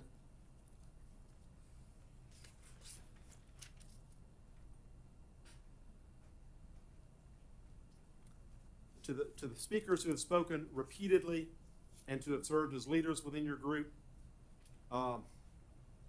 you've had a thankless job, and so I resonate with you, because school board is sometimes a thankless job. County commissioning is sometimes a thankless job, and yet it's an important job. I'm going to ask you, after whatever zoning vote is made tonight or in the near future, to please continue to bring your best energies and your best challenging energies to this board and to our community and to the county commission. This may or may not turn out the way that I might hope, in terms of, I wish there was a way to leave each of your children in place and move them in 2021 to the new school. That's what I've been trying to figure out. I just can't get there.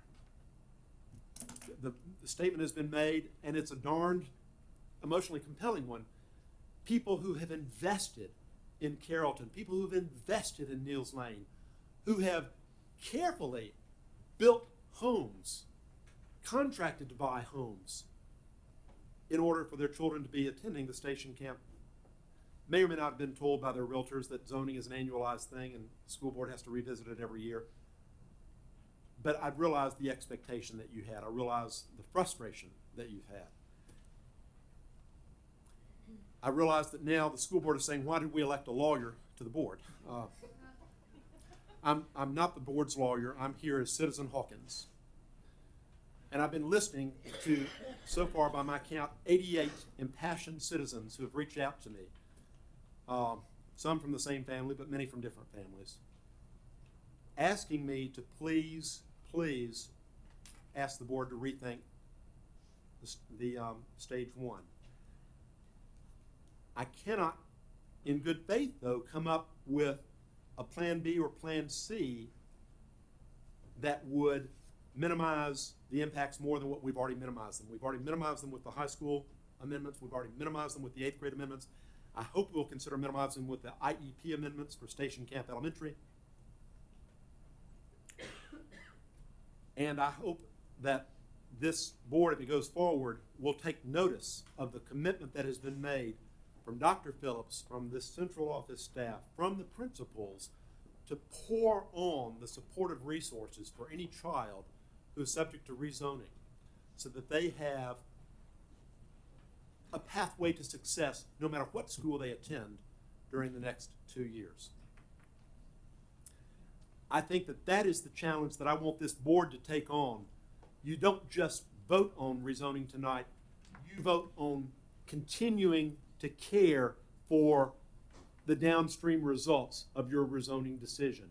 And I think that we should visit those results just like Dr. Phillips visits how are the schools doing, just like this board met over and over and over again. The first item on our agendas in March 2018, April 2018, May 2018, going on was safety. Over and over again, safety was, starting February last year, the #1 agenda item that we talked about. And the county commission has responded favorably, and our sheriff's office has responded favorably. We're still not where we are, but we're moving closer with more SRO deployment. The places where we don't have SROs are the places where we have city police in very near station proximity. As we go forward, I think we need to be inspecting, because when I worked for 14 years for Bell South, Fortune 50 company, I was taught the phrase, what is inspected is respected. I think if we vote on a version of, to pass stage A, stage 1 and stage 1A, that we need to be, as a board, whether it's by committee or group of the whole, we need to be asking proactively, how are those students doing? What additional resources, if any, do they need? How are we doing with transportation? How are we doing with the scheduling? How are we doing in dealing with the traffic issues? What are we doing with the Department of Transportation? I asked the Department of Transportation question in October at the board retreat. Dr. Phillips, thank you. To your credit, you had already met with the Department of Transportation and had already figured out the process for getting warrants, which is the formal approval to add millions of dollars for adding turn lanes and school zones and other things on state highways. And Long Hollow is a state highway. I appreciate your forethought on that. We need to follow through and hold the state accountable for that as well, to make sure that we're preparing for as safe of a 2 years as possible and safe of a launch in August 2021. But I want to challenge you fellow board members to use the same magnificent minds and caring energies that I have experienced for 2.5 years now to continue to keep a watchful eye on the rollout of our rezoning as we go forward to whatever extent we rezone. Finally, I want to point out, I sit in this strategic spot where I can glance and see anytime during the meeting this sign that Ted Wise added to his screen, and you all can't see it from the audience, but he's got this 3-word, all capital letters. It looks like it's made of the same material that they use for realty signs and campaign signs. Pure gold, pure gold. It says "For the Children." That is the reminder that I've heard that now from Mr. Wise and from others repeatedly, and I feel fortunate and confident that we'll continue to hear that guiding North Star as we go forward. So I have probably said about 1/4 of what I could say, Mr. Chairman. But you won't do that, will you? But I'm going to stop because I want to listen to my fellow board members. Did you have a, And yes, with, so did you make, are you wanting to make a motion to amend it? yes, I said I'm not only wanting to do it, I'm now going to do it. Okay, so I need you to do that. My light is still on. Thank you.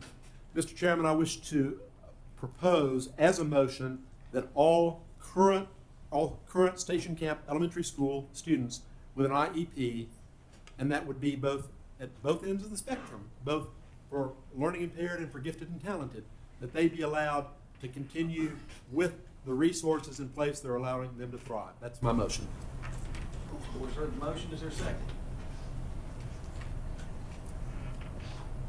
Is there a second?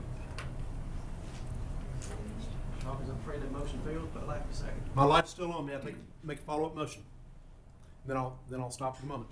I'd like to propose that we move that all students with an IEP due to special resource needs who are currently housed and educated at Station Camp Elementary be allowed to remain in place during the next 2 years and then move to the new school. Board's heard the motion, is there a second on that? I'll second that. Second by Dr. David Wilkerson. Any discussion? Yes. Yes. I've got lights on everywhere. Let's start, I saw David Wilkerson first. Okay. We're speaking on the motion now, on the amended motion. That's not what I want to talk on, so I'll pass on to. Okay. Mr. Gregory, would you like to speak on the amended motion? I would, Okay. and I had made a note of this actually before you brought it up. And I'll ask the question to Dr. Phillips and Ms. Norma Down. Do we have adequate teaching and facilities at all of our schools for the special needs? For the most part, we have the same services at all schools. What- There's not every single type of service. If there's a low incidence kind of a class, we may not have that at every school. But what we do every year is we look at the students that are enrolled there, what their needs are, and we staff accordingly. I will say I have been involved and worked with Ms. Norma for many years, and actually, as usual, we've disagreed a few times, but I have always thought she took students very much at heart, very much.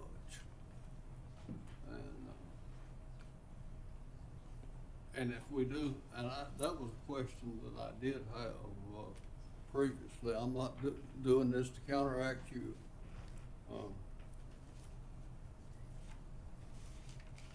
But I will quit now, maybe come back later on another point or two, but as of now, you've answered my question. Thank you, Mr. Gregory. Ms. Brown, would you like to speak on the amended motion? Yes, according to the numbers that we've all seen at this point, I don't see how these students can be put to our main problem is the middle school. I mean, we've got a big problem there with numbers, and I don't think we have the place to put them. If we're gonna, overcrowd, then we're back where we started. If we peel over into one extra classroom, we're in trouble. So I think other than, I don't know if this is done to delay it and go to a later vote, but I don't see how we have the space for these students, and that's my concern, is that it's better to move them than to not have the space and be back where we started from the beginning. And another thing is that I don't feel like anybody on this board ever needs to be challenged. We all do our job. We all check up on these kids. We all visit the schools, whether they're ones we assign to or not. We care about these students. We've been doing this for several years. I know I've been here, 6 years, and I've been doing it, and other people have too. So I think we don't forget these students, just like we don't forget the others. And we see that all kids are getting the resources, not just the ones moving. So I think that just goes without restating. Thank you. Thank you, Ms. Brown. Would you like to, Ms. Andrews, would you like to speak on the amended motion? Yes. Excuse me. Couple of things. One clarification. Is your motion for just the elementary school, or you're also speaking with the middle school? is it just, It was only at the elementary school for the motion.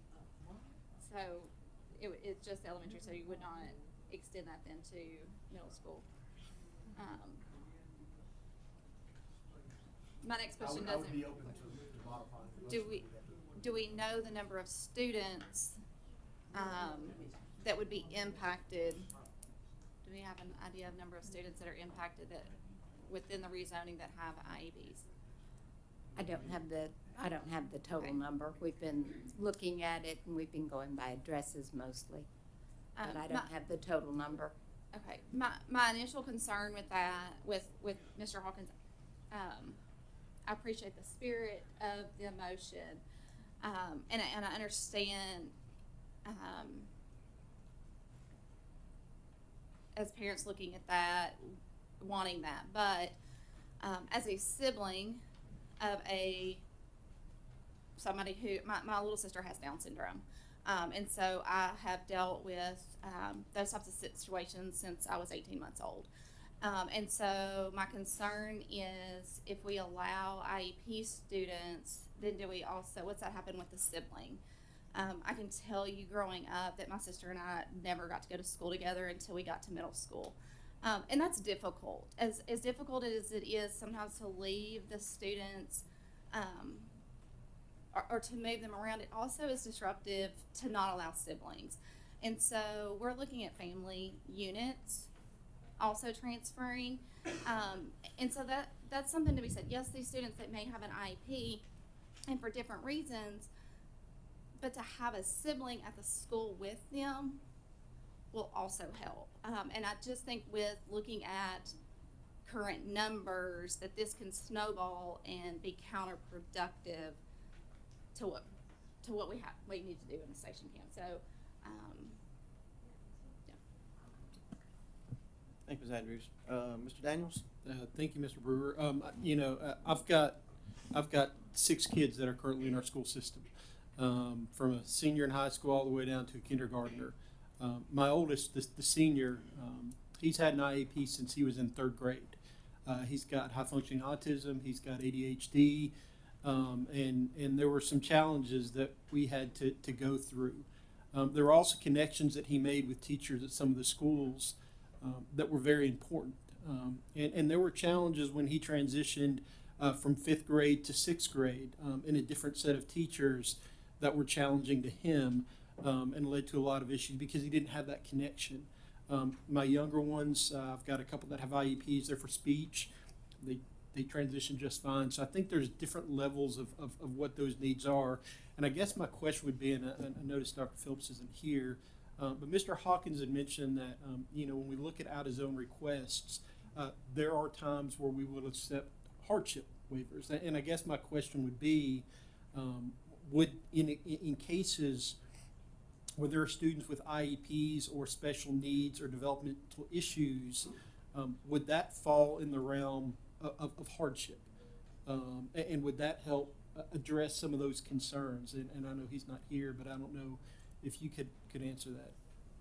Each case that comes before the hardship committee, we look at all the information. That usually there's something submitted from the parents, but we also contact the schools and we look at any information that we have on that student.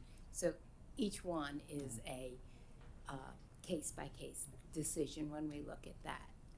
So I guess I would anticipate if there was a student with an IEP or without an IEP that had specific needs, and there were concerns that a transition to a new school might impact them negatively, that might be part of the consideration.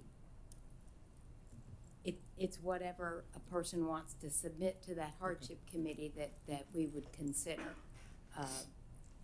Again, we would look at the needs of the students, and every year we assign staff to meet the needs of the students. In fact, sometimes during the middle of the year, because we've had suddenly some students move in that have needs, and in order to meet the needs, we've moved staff from one school to another to make sure that students' needs are met at their school zone. Thank you. Thank you, Mr. Daniels. Mr. Wise? Thank you, Mr. Chairman. It's another form of grandfathering, and we grandfathered all the way back to Adam and Eve. Thank you. Thank you, Mr. Wise. Any further discussion on the amended motion? Ms. Andrews? Sorry, I knew I had a question too.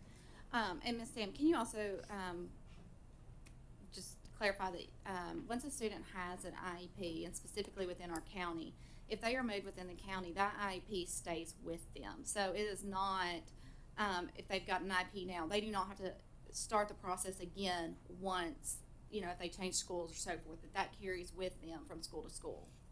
That's correct. The IEP is a document that talks about services and the provision of the services. It is not necessary. It is not the location of the services. So we have parents that move from one school zone to another all the time, and we would honor that IEP unless it was a school in which they did not have, for one reason or another, say a CDC class. We don't have them in every single elementary. We have them in the majority of them. So in cases where they don't have that particular program, then we would take that child to the school where we could meet those needs.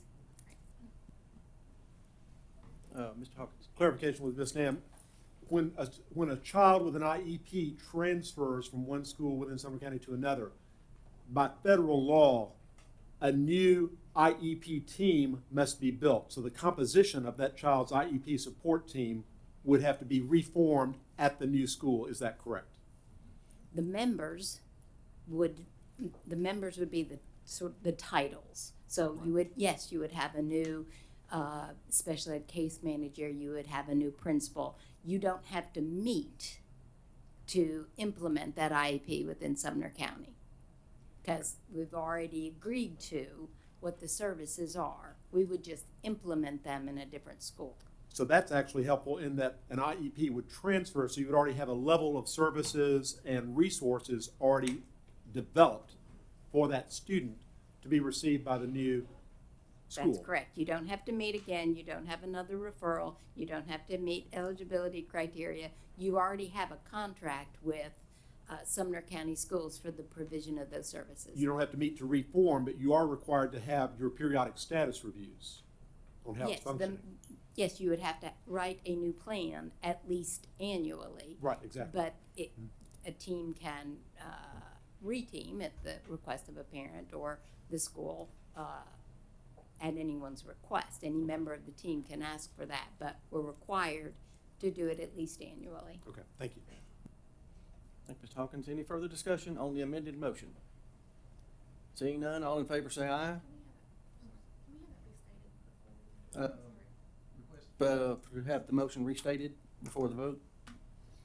Mr. Hawkins, I'll ask you to check me for accuracy, but motion to allow all students with IEPs with special resource needs to be allowed to remain at Station Camp Elementary School. To have the option of remaining, that's correct. Okay. To have the option. Right. Everybody understand the motion? All in favor, say aye. All opposed, no? No? We're gonna have to do a roll call. Mr. Wilkinson? Yes. Mr. Gregory? Ms. Brown? No. Mr. Wise? And Mr. Daniels? Yes. Mr. Hawkins? Yes. Ms. Andrews? Yes. Ms. Hayes?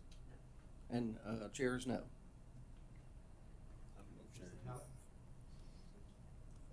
Motion fails 6-4.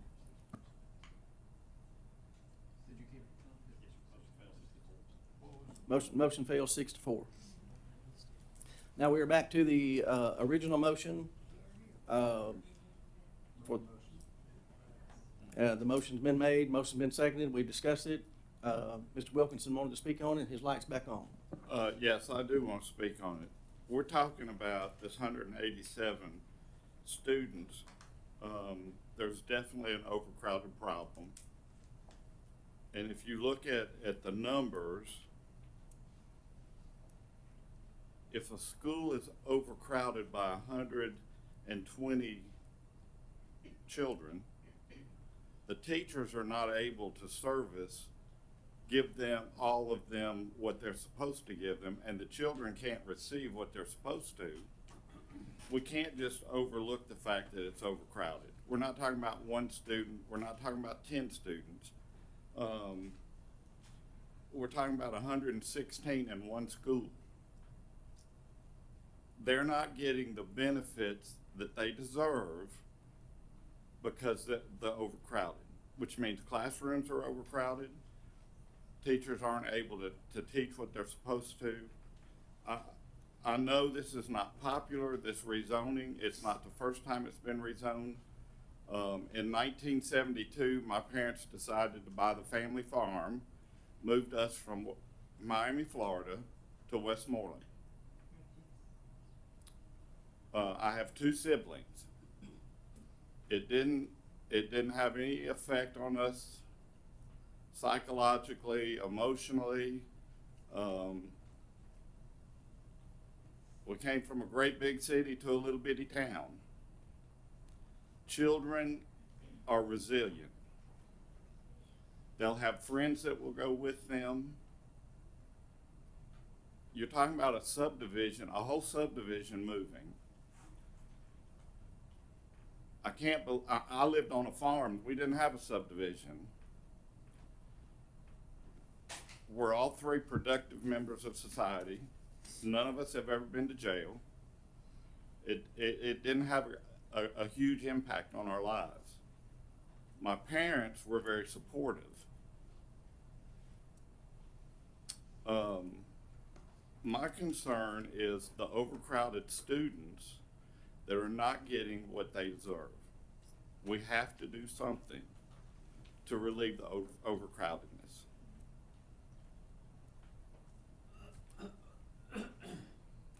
Thank you, Mr. Wilkinson. Mr. Daniels, you were up.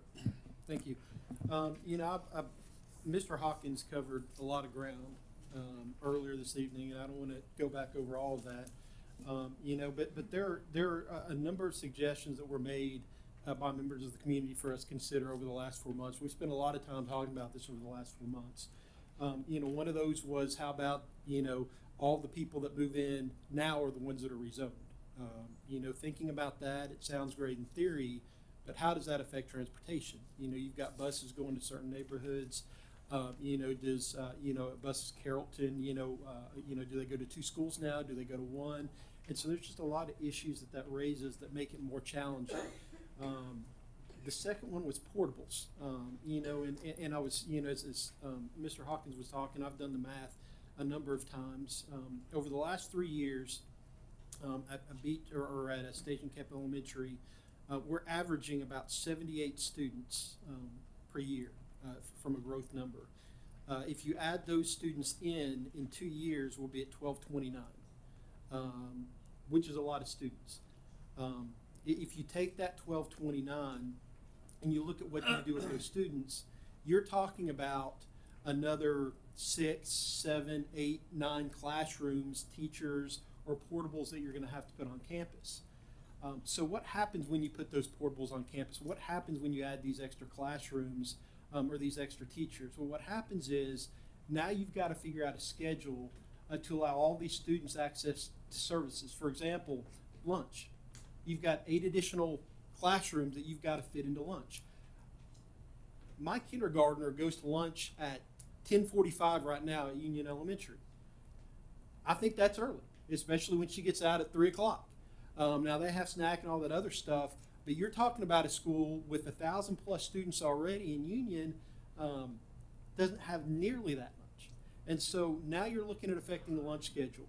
You're looking at the amount of time students are allowed to have in library, PE, related arts, music, guidance, STEM classes. In 2019, Station Camp's going to be a STEM school. And so the time that's allowed for these students in all those areas is going to be impacted because you've got to fit an additional 7 or 8 classes.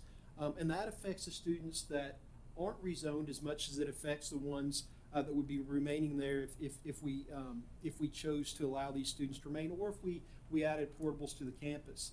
You know, not to mention that the safety issues that have been brought up. You know, I can't sit here and say that you know, students being moved or rezoned to a new campus. Some of them are going to be at 3 schools in 4 years. Some of them are going to be at 4 schools in 4 years. And I understand that. It was interesting. A couple of weeks ago, I volunteered at my church at Long Hollow here in Gallatin, and I'm part of the children's ministry. We had the opportunity to go to the Hendersonville campus to see how they run their program and see if there's things that we could pick up and maybe implemented at our church. And I asked my 3 children, my kindergartner, first grader, and third grader, if they wanted to go to the main campus or stay at our campus, with my daughters. And they wanted to go to the new campus. And I was worried because they were going to a building with a lot of kids, and they didn't know anybody. They didn't know the teachers. They didn't know the students. They didn't know the kids. I don't live in Hendersonville. I was born and raised in Gallatin, so we really didn't know anybody that was in any of those classrooms. My kindergartner, I dropped her off. I stuck my head in 2 or 3 times just to make sure that she was all right. And they were a little nervous. They survived. I asked them when we got done, I said, where do you want to go next week? And they said, let's go back to the big church. And that kind of hurt my feelings because I teach at our church, so I felt that was a knock on me. But they survived. It's not going to be easy. I don't think these kids are going to walk into Beach Elementary or Hunter Middle School or Beach High School if they're rezoned and give high fives to the new students and make friends immediately and walk out with a smile on their face at the end of the first day. Some might. Some it's going to take them more time to adapt and understand that. So I don't take this lightly. I think about my kids and how they would be impacted if we had to make this move. My oldest son with autism, we changed his school at one point a couple of years ago. It did not go well. And it was challenging. And so, I understand the frustration that a lot of you as parents have. And I feel for you. I would hope that even though our vote on the IEP exception failed, that if you have a student with IEPs, that the hardship waiver might be considered as an option in those cases. But when I look at the numbers, as Mr. Hawkins said, there's no solution that's jumped out over the last 4 months. There's been suggestions. We were given a list of suggestions the first 6 days, or the first meeting we had back in November, of 6 options. We grabbed one of those, which allowed high school students that could provide their own transportation to stay. We've included 8th graders on that. I understand that this could require families to be split up on multiple campuses. And that's a choice of those families to make that are in those situations. I also think back to when I grew up. I mentioned I was from Gallatin and grew up in Sumner County. And I was thinking about, 3 schools in 3 years or 3 schools in 4 years and how that impacted kids. And I know every situation is different. But I also know how our county used to be set up. When I was in 3rd grade, I went to Howard Elementary. When I was in 4th grade, I went to Union Elementary. When I was in 5th and 6th grade, I went to Rucker Stewart Elementary. When I was in 7th and 8th, I went to Gallatin Junior High. When I was in 9th, that's when I moved into the high school. So we were moving on a regular basis. And now I know I was moving most of the time with the same classmates. And so there will be a loss of maybe some of the connections with students that are impacted by the rezoning. But I also know that Hendersonville is a large community. And there's a lot of kids that are involved in a lot of different groups that allow them to be in contact with kids that go to a lot of different schools, whether that be a Long Hollow or First Baptist Church Hendersonville, or a local sports team, with Little League. And so I believe that even though they'll be moving as a group, there'll also be some people that they know on that campus. It's not going to be easy. It's not going to be fun for all of them. Like I said, some I believe will adjust better than others. But I believe that looking at all the options that we have in front of us, from portables, first in, first out, considering transportation, looking at the Station Camp campus and trying to figure out where would we even put portables if we needed 7 or 8, from a footprint standpoint, because there's not really a lot of space on the elementary school campus. So now you're looking at the middle school campus, which is a longer walk and walking, in weather like we've had the last couple of weeks. So, I will be voting in favor of the rezoning. It's not easy. It's not fun. but I think it's the right decision for that school, and for those kids, to give them the opportunity for the education that they need, at Station Camp. And I know Mr. Hawkins mentioned that Station Camp High School, it's under capacity. The reason it's under capacity right now is because we rezoned. And if you look at the numbers for Station Camp, when we opened Burris a couple of years ago, and when we rezoned Station Camp a couple of years ago, our goal was that we would be able to alleviate the number of students at those schools until we got the new campus open. We've got 4,500 new homes that have been approved, 4,500 apartments that have been approved, and they're going up fast. And those kids are going to need places, and they're going to need classrooms. And I hope that we're able to manage the growth over the next 2 years. And it's not fair to you as families in Carrollton. It's not. And I'm not going to sit here and say that it is. It's also not fair to students at Station Camp that will remain there to possibly lose out on resources or time in some of these other areas they might have. And so I feel for you, and I hate this for you. I wish we didn't have to do it. But I want you to understand why I'm voting the way that I am. And I appreciate you taking the time to come and share your thoughts and your suggestions and your concerns with us. Thank you. Thank you, Mr. Daniels. Mr. Gregory. Thank you, Chairman Brewer. The first school that we built after I went on the school board was Station Camp Elementary. And we heard similar things then, kind of in the opposite direction. That it was too big, you'd never fill it up.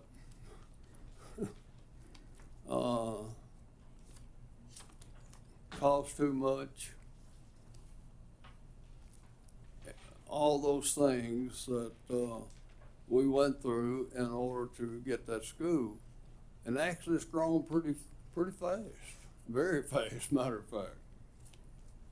Also, I do know, and I think I made this statement a few meetings ago, that the planning part of all this started at least by 2014 and probably 2013 or 12, but I know 2014. And Mr. Hawkins, some of the numbers he threw that he mentioned, and actually, the percentages are pretty low for Sumner County in growth. But guess what? It rotates. It rotates. 1, 2 or 3, 4 period cycle, as we're in now. Of course, it is in the Station Camp area. I can remember most every community in this county from one time to another would have a high, but countywide it'd be low.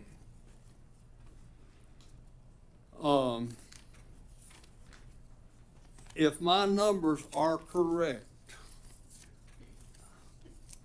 and I think they are, and this may be the most important thing,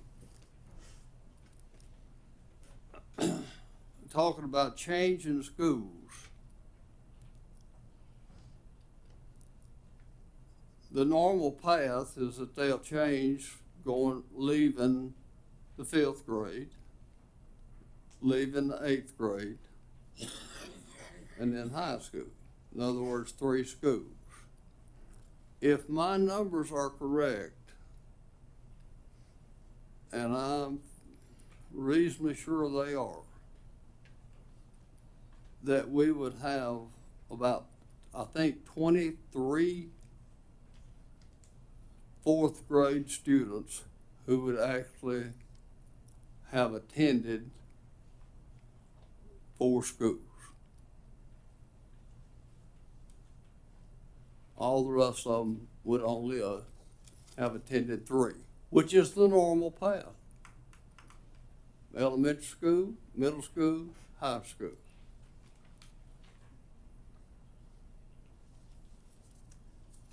I believe that's all, Mr. Chairman. Thank you. Thank you, Mr. Gregory. Mr. Chairman, I call the question. Question's been called. That has no discussion on it. So we'll go into the vote. All in favor, say aye. Aye. All opposed? Seeing none, motion carries. That's on call question. That's on call question. Okay. Yeah. Okay, so now we're voting on the, I'm voting no on call question. okay. You're voting no on call question? I am voting no on call question. That was asked, because I think there's still some more dialogue that could be beneficial, but I respect the majority of the vote. Okay. So we have the vote? Mr. Johnson? Okay, we're moving on to the motion that's already on the floor. Already been first and seconded, discussed. All in favor, say aye. That's for roll call. This is the zoning as recommended, stage 1 and 1A. That's what you're voting on. Stage 1 and 1A. That's correct, as That's the correct. agenda item mentions.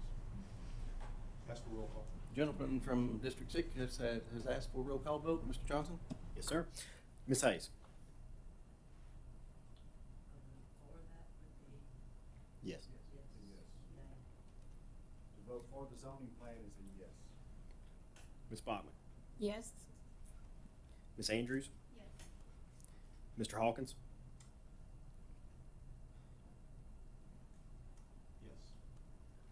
Yes. Mr. Daniels? Mr. Wise? Yes. Ms. Brown? Yes. Mr. Gregory? Yes. Mr. Wilkerson? Yes. Chairman Brewer? Motion carries. Motion carries. Moving on to the next item on the agenda is discussion and/or action of naming the new campus. We need a motion to get it on the floor, but I'm not sure what the motion's gonna be. Just naming the got you. campus, I guess. I would like to make a motion that we name the new high school Liberty Creek High School. Liberty Creek.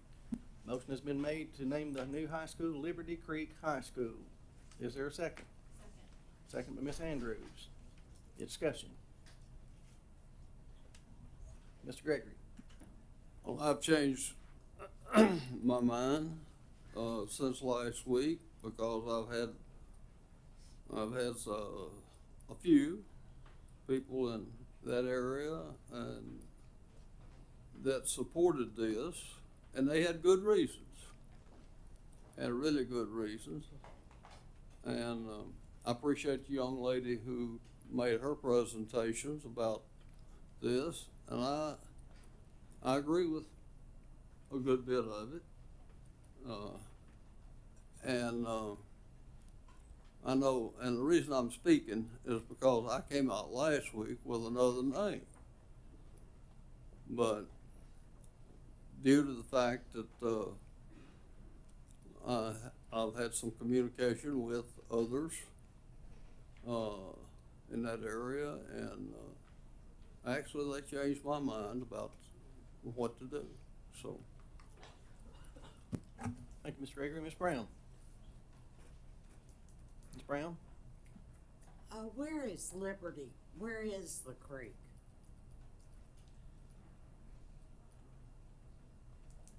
Mr. Hawkins, would you like to answer that? It's in my district. Well, And I will tell you what the name of the creek, it is actually Liberty Branch. that's, It's Liberty Branch is how you might more commonly know it. But Liberty Branch is by definition a creek. I've studied the watershed maps and the topo maps, and it is Liberty Branch. how big is it? I mean, how many? You could wade in it Yeah, without you drowning. could- Yeah, you could wade in it and. Not today. No, thank you. You could also Do not, miss it. I'm interested in safety. Do not wade in it today. Thank you, Ms. Andrews. That's my fear of this name, is that it's insignificant. And the fact that we're adding creek to it bothers me because of White's Creek, which we're near there, and that doesn't have the greatest reputation in the world. Of course, no one else may think about it the way I do, like that. But are we gonna go down, I have a question over, are we gonna go down and take one at a time like this? I mean, That's about the only way we know how to do it. God, Mr. Hawkins? There's actually another way to do it according to our board policy manual, and I was going to quickly pass that out for the. We could do nominations, but. Well, there is. I just wanted to share this. What was developed in 2001 and revised in 2009. So basically, Mr. Gregory and others developed this, and we've inherited it. This is the authority to name a school district rests solely with the Board of Education. We're trying to name school facilities in a way that enhances community geographical recognition with school names to, when possible, celebrate the historical or geographically distinct area in which the school is located. We're encouraged but not required to form a community involvement committee. We're encouraged to receive names publicly at a regularly scheduled board meeting, which we have done. We're encouraged to discuss this at a study session, which we have done. We're encouraged to get input from citizens of the community involved, which has been done through social media. There was an article in last Wednesday's Tennessean Insert, Sumner Insert, that has caused a lot more folks to be aware of this. In 2001, 18 years ago, the school board was about to name Station Camp something completely different, and a librarian from Beach High School, Kay Durham Hurt, came forward, she having done her historic research, and I'd like to pass this on and pass this both ways. She actually put together a proposal for why the board should consider Station Camp as a name for this school. It had not been suggested or received by the board at that point, and as she explained the history of the area, the board came to recognize it and also selected the bison, which went well with the historical roots. And I heard from Kay Durham Hurt, who now has retired as librarian at Beach, and along with Peggy Morgan, works part-time to man the Sumner County Board of Education Department of Archives and Registry up on the hill behind us. And her proposal is worth reading since the public is here. The roots of the present lie deep in the past. With this thought in mind and based on historical research of the area when considering possible names for the new school complex to be located off Upper Station Camp Creek Road, we respectfully submit Cumberland Valley, with the mascot possibly being the Trailblazer. This name celebrates the early history of the area and those first hunters who led the way for others. Early settlers coming west from Virginia and North Carolina followed the Cumberland River, which was the highway of its day. No trains, no roads. To find hunting ground and fertile soil, they followed tributaries such as creeks and branches and buffalo trails into the hills and valleys to find places to settle. In 1783, Isaac Shelby, Absalom Tatum, and Anthony Bledsoe were sent here as commissioners to lay off certain lands in what was called then the Cumberland Valley. This was called the Cumberland Valley as opposed to the Cumberland Highlands up in Portland and Westmoreland beyond. Those Revolutionary War grants, the area that we are about to build on was actually part of the land awarded to Elmore Douglas for his service in the Revolutionary War. 1795, Sumner County was the largest population in the North Carolina Territory, and most of that population was in the southern part of Sumner County in what was called the Cumberland Valley. Houses were built and schoolmasters appeared in the first 10 years on the Cumberland, gravitating off from the river and up the creeks and up the branches. Education was on a private tuition basis. Public schooling was decades away. The Cumberland Compact was the first form of government in this area. 8 settlers from 8 different states formed this compact, including Manskers Creek, Asher's Fort, which became Gallatin, Tennessee, Bledsoe Fort, which had the first school in Sumner County.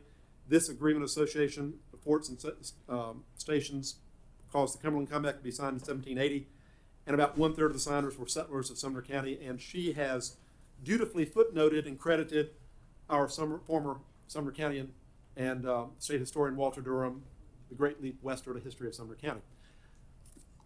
Given her insight with the naming of Station Camp and the selection of the offering of the name Bison, I thought it was worthy to present, and she didn't hear about it until yesterday after having read the late edition of the insert in the Tennessean. So I have a lot of respect for Kay Hurt, and by the way, she and Peggy are continuing to gather wonderful resources. I found out from Kay Hurt that we had a series of 2-year high schools as little islands across the county back in the 1920s and 30s, so that all students without means of public transportation could get to and get an education. We had a Bledsoe High School, a 2-year high school out in near Bledsoe Fort. At any rate, her proposal is Cumberland Valley with mascot possibly being the trailblazer. I realize there's a motion on the floor, but I wanted to share this out of respect for the woman who named Station Camp High School. So thank you very much, Mr. Chairman. Thank you, Ms. Hawkins. Ms. Brown. Yeah, the way we're doing this is very confusing because I read up on Cotton's ancestor and Hobdy basically bought up most of the land around here, or through probably land grants.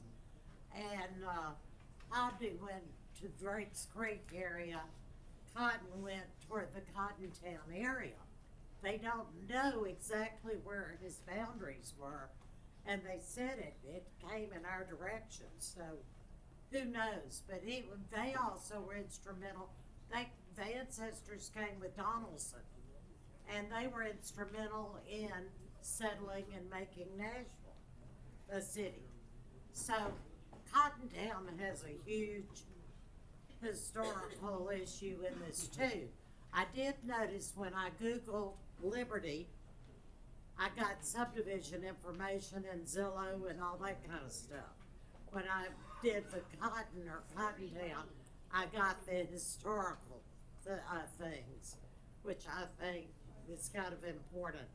As I said, I won't have any students there. I don't have to worry about that.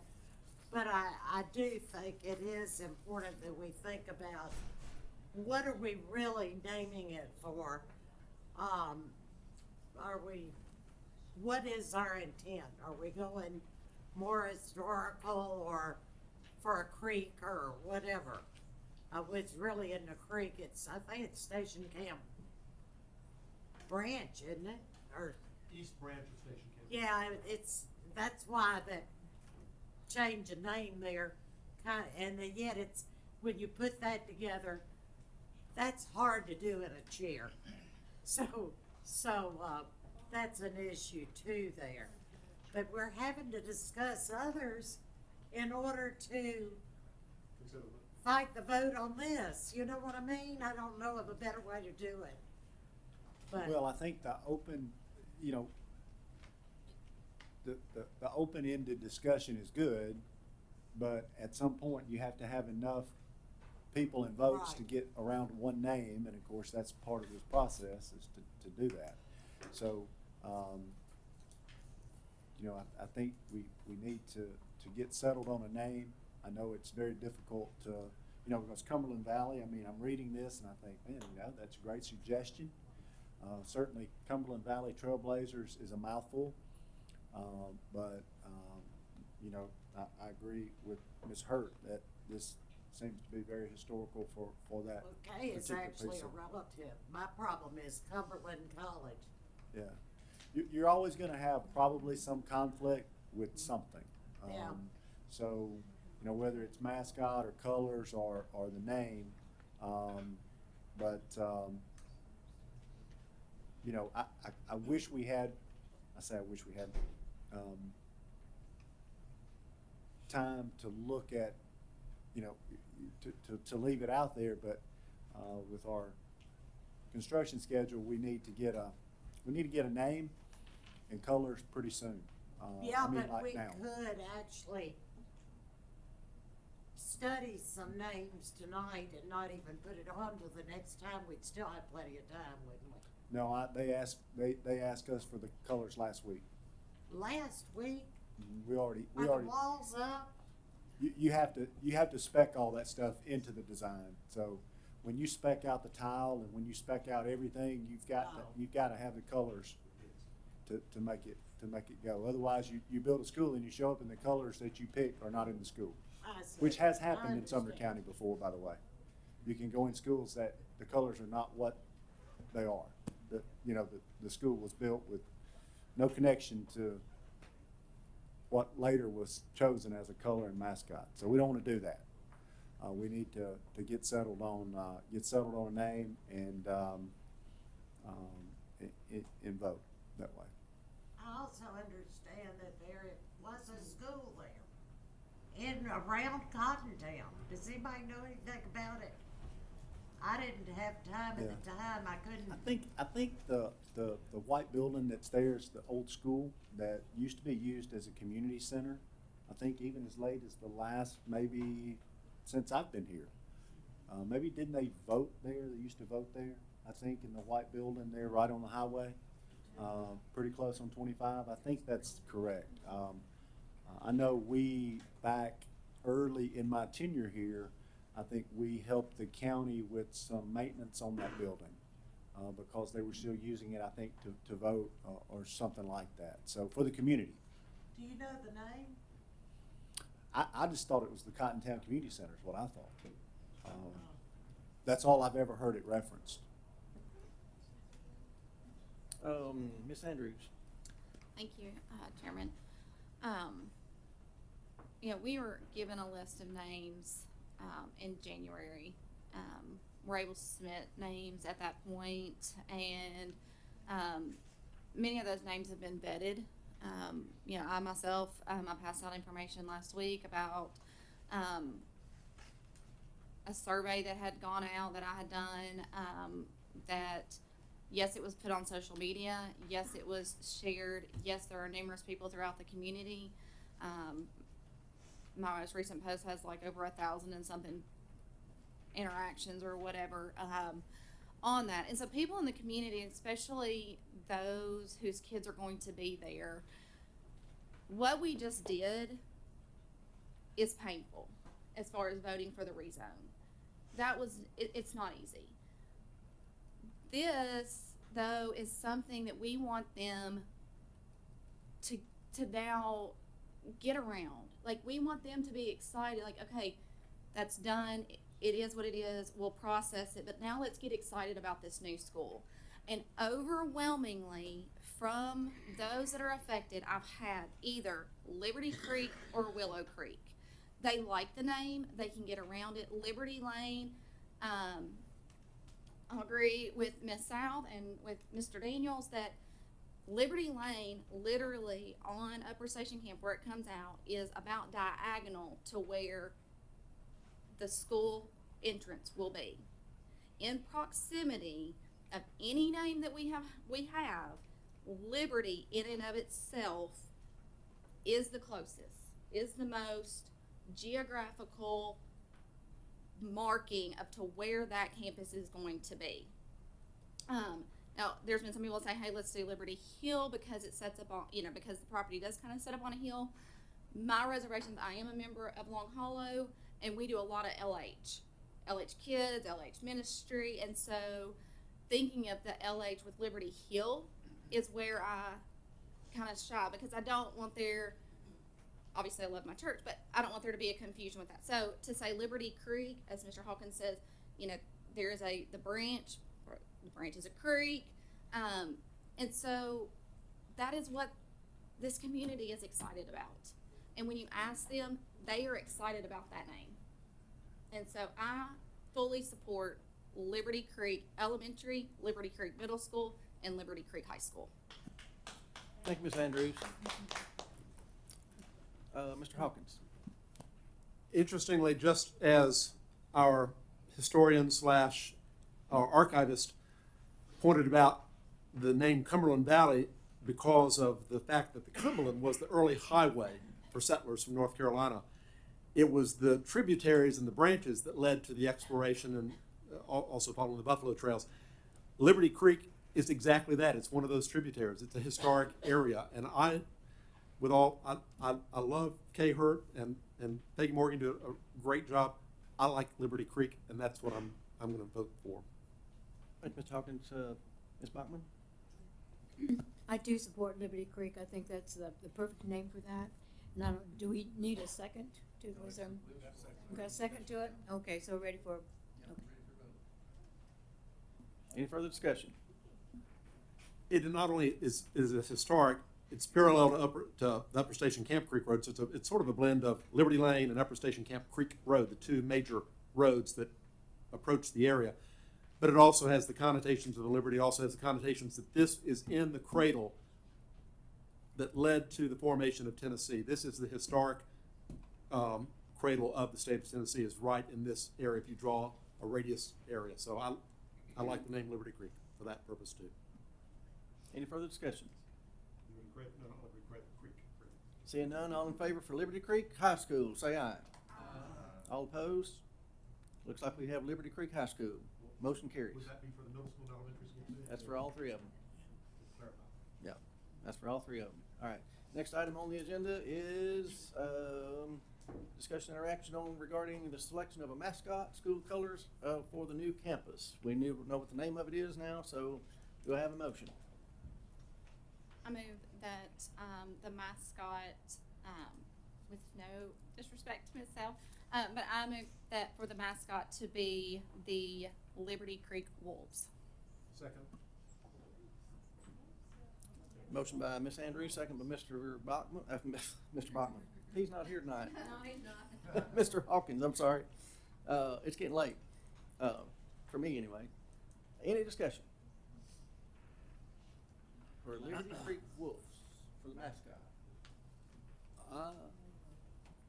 Mr. Gregory. Maybe that's more popular than what I'm hearing. But that's not the names that I'm hearing that was most popular. So I won't support the Wolves, and we'll see what the vote of this is before something else is mentioned.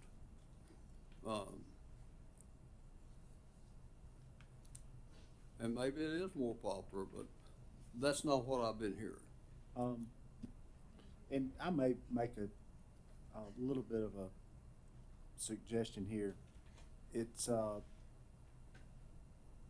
the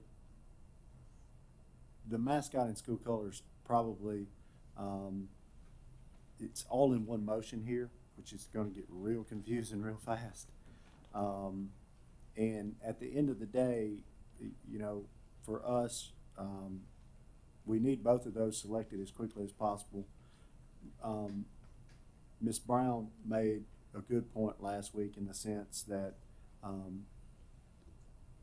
sometimes you want to have the name and digest the name and colors before you pick a mascot, which I thought made a lot of sense because, you know, we just now got settled on Liberty Creek, right? And we need to pick a mascot, and we also need to pick colors. I can just tell you, if you struggle more with the mascot, pick the colors for me. Because the mascot can be, if we have to do anything to move anything off the agenda, you would be better to move the mascot than you would be, you know, for timing's sake, than the colors. But I know that the motion will get confusing in a moment, because if you're trying to pick colors and the mascot all in the same motion, that may get difficult. I probably didn't help anybody, but I'm just trying to help you through that. And right now, with the motion that's on the floor is just for the mascot to be the Wolves. There's no mention of colors. Have you got any colors in mind? I do have colors in mind. Okay, would you like to amend your motion and put the colors in there? I mean, and I brought colors. And I might show colors, and I might gauge the audience's reaction, and I might change my colors. So I'm gonna show them, and I'm gonna see your reaction, and then I'll tell you, and then I'll decide what colors I'm gonna suggest. How about that?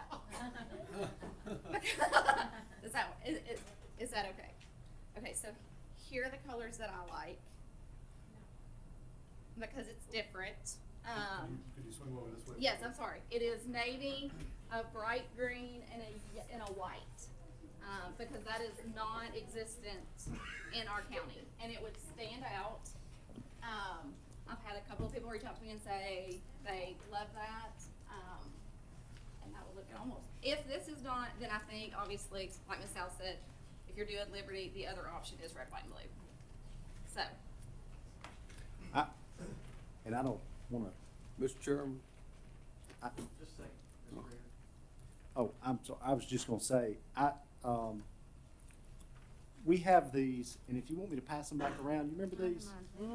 Because when I started thinking about this today, well, before today, but again this afternoon, I thought, well, I just wanna make sure I know what colors are out there for existing schools, especially high schools. I'll take one because I can't find one. Um,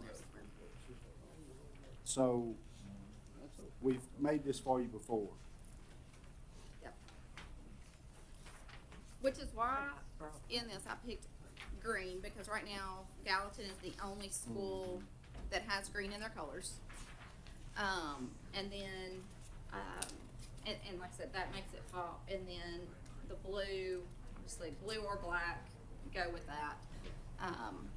But I'm not also opposed to looking at red, white, and blue with it being Liberty. So. I Red, white, printed blue. off, Okay. just so you guys know, I printed off, I'll pass these around. You had cloth swatches, I just have plain old paper. But these are basically the Titans colors. We don't have a blue and red combination in high schools in the county. So that might, obviously easy to outfit something that's blue. The lower color, a lot of teams are using that run blue now, so they do lighter blue uniforms with dark blue trim or accent with red, so very similar to what the Titans do. So just a good solid color pick. So I will say though, for official colors, if we were gonna do this, I would think that we would need to actually probably do pick a red, a white, and a blue, and then they could accent with one of the other ones. Because as many people know, Beach, Hunter, pretty much every school in our county was in a national cheerleading competition this past weekend. And I've watched probably more cheer than I really would like to admit to this past weekend. And a lot of it was watching our teams, and some of it was just flipping back and forth and looking at color schemes and looking at mascots and hearing how they sound, because I want to make sure that our cheerleaders say things that are appropriate. And so with this particular color scheme, then they're going to cheer red, blue, blue. And so I think if we did red, white, blue, and then allow them to accent with the other blue, and it not be a quote unquote official color, would be a consideration.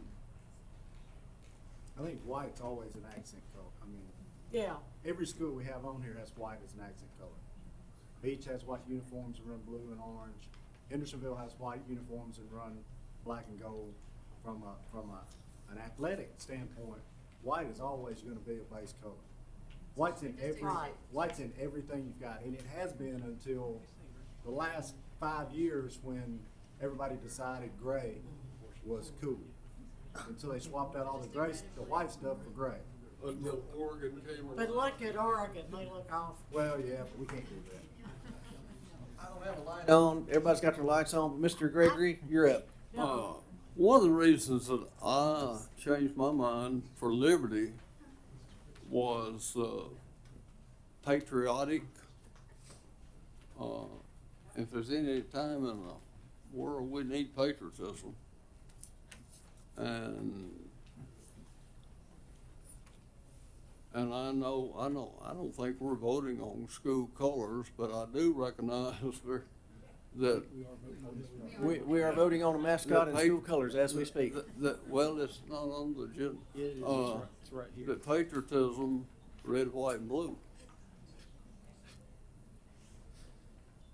So now let's put those two together. Three together, I'm sorry. Mr. Gregory, are you done, Mr. Gregory? Ms. Brown? I've been supporting the red, white, and blue. Merrill Hyde is very close to what you had, except for the piece of green in it. Sarah, that Merrill Hyde one. And their blue is closer to this blue. So I think we ought to go with the navy and the red and the white, because that's more the blue of our flag anyway. Mr. Daniels? I don't necessarily, if we say red, white, and blue, I don't think we have to necessarily pick the exact shade of blue right now, do we? That we'll let the architects handle that? And the mascot.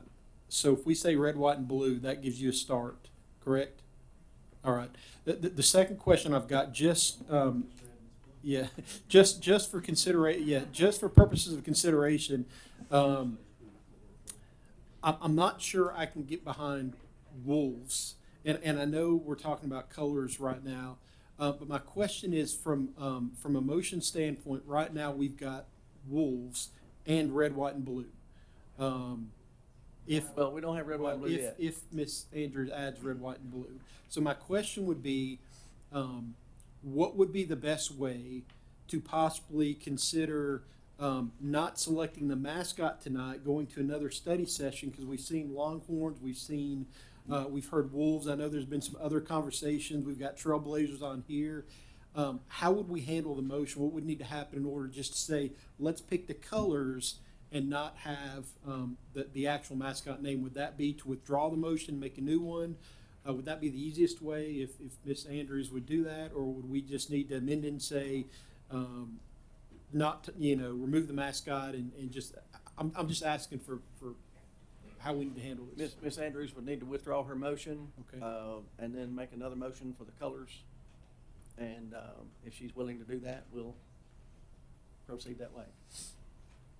I think the way, and I agree, but I think the way I would probably handle that would be, if Ms. Andrews withdraws her motion and Mr. Hawkins withdraws his second, then you would vote to defer the mascot portion until the March meeting. Okay?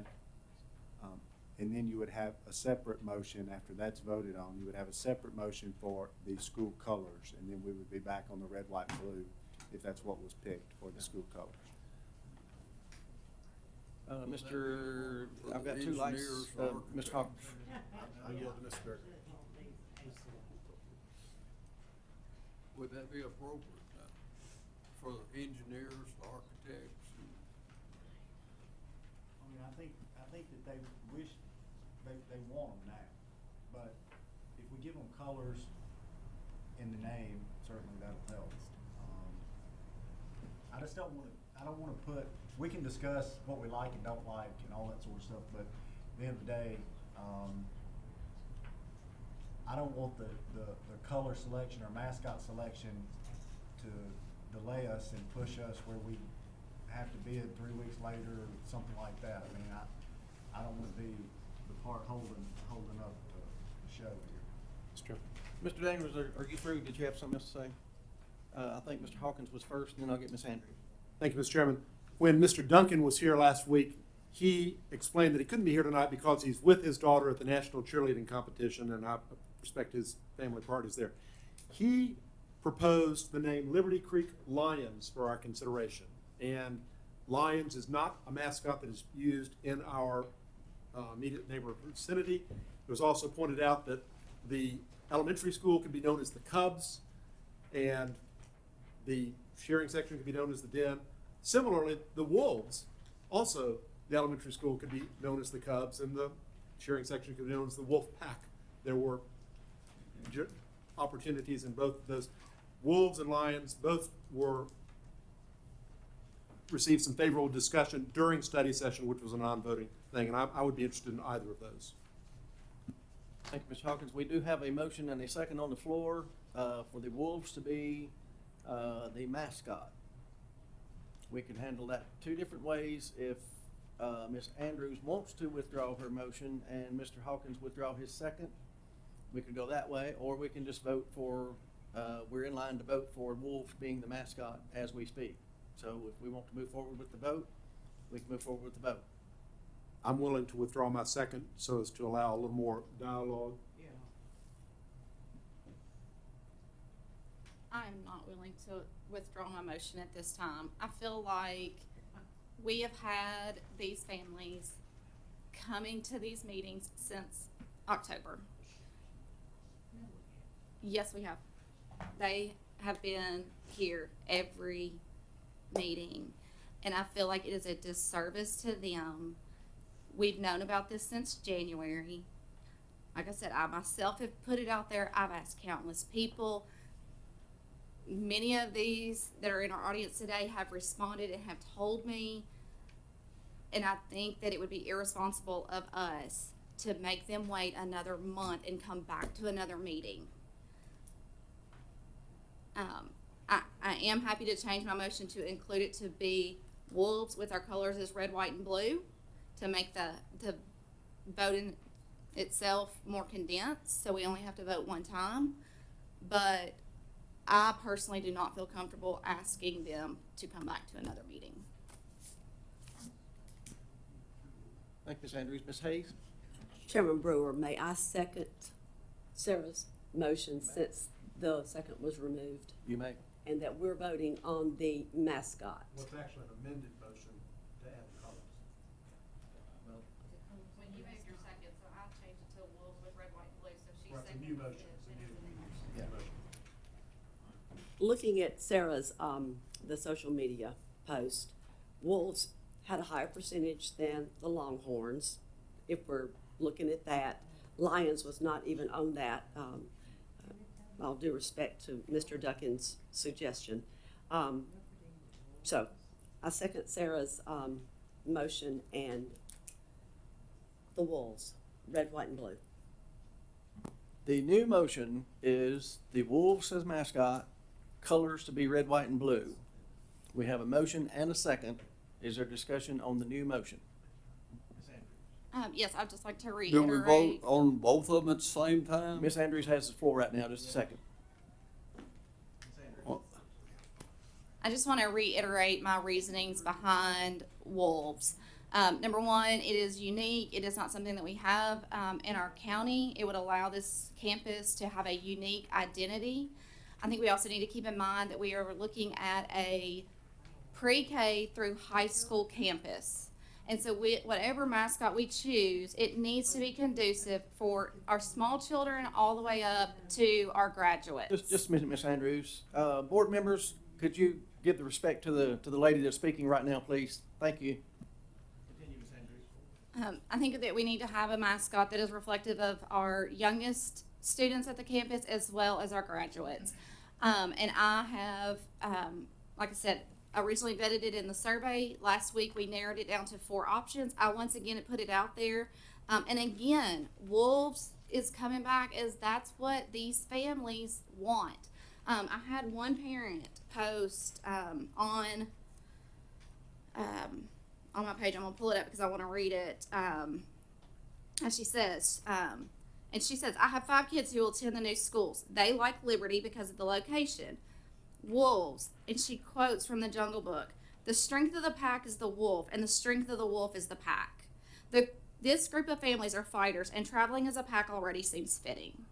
And I feel like when you look at, yes, that is so true for our station camp families, but we also are looking at, we're going to bring kids in from Beach, and we're going to bring kids in from the Gallatin area and from a small portion from White House.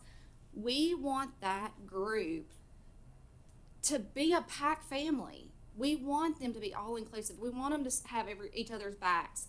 We want them to look out for the ones that are the youngest all the way up to the oldest. Many of our schools are doing house systems now, and PAC again fits within that perimeter. So I just feel like from what I've heard, from what I've been, the feedback that I have gotten from parents, that overwhelmingly this is what they want. Thank you, Ms. Andrews and Mr. Hawkins. When I stepped down to the audience to take the color charts out from the other high schools, the suggestion was made, first of all, wolves are a part of our history here in Tennessee, even though they've been hunted out of existence. It is the top of the food chain in Tennessee. But What about gray, white, and blue? If you had a bright gray, a white, and a blue, that would allow. Is that too Knox-Dawson? Red, light gray, and blue. Oh, Red, light gray. I'm hearing. I'm discerning red, white, light gray, and blue. No. Red, light gray, and blue. Gray wolf. Oh, so there's some wolf colors there. That's. We have a motion on the floor. I I wanted to socialize and share input because I'm interested in their input.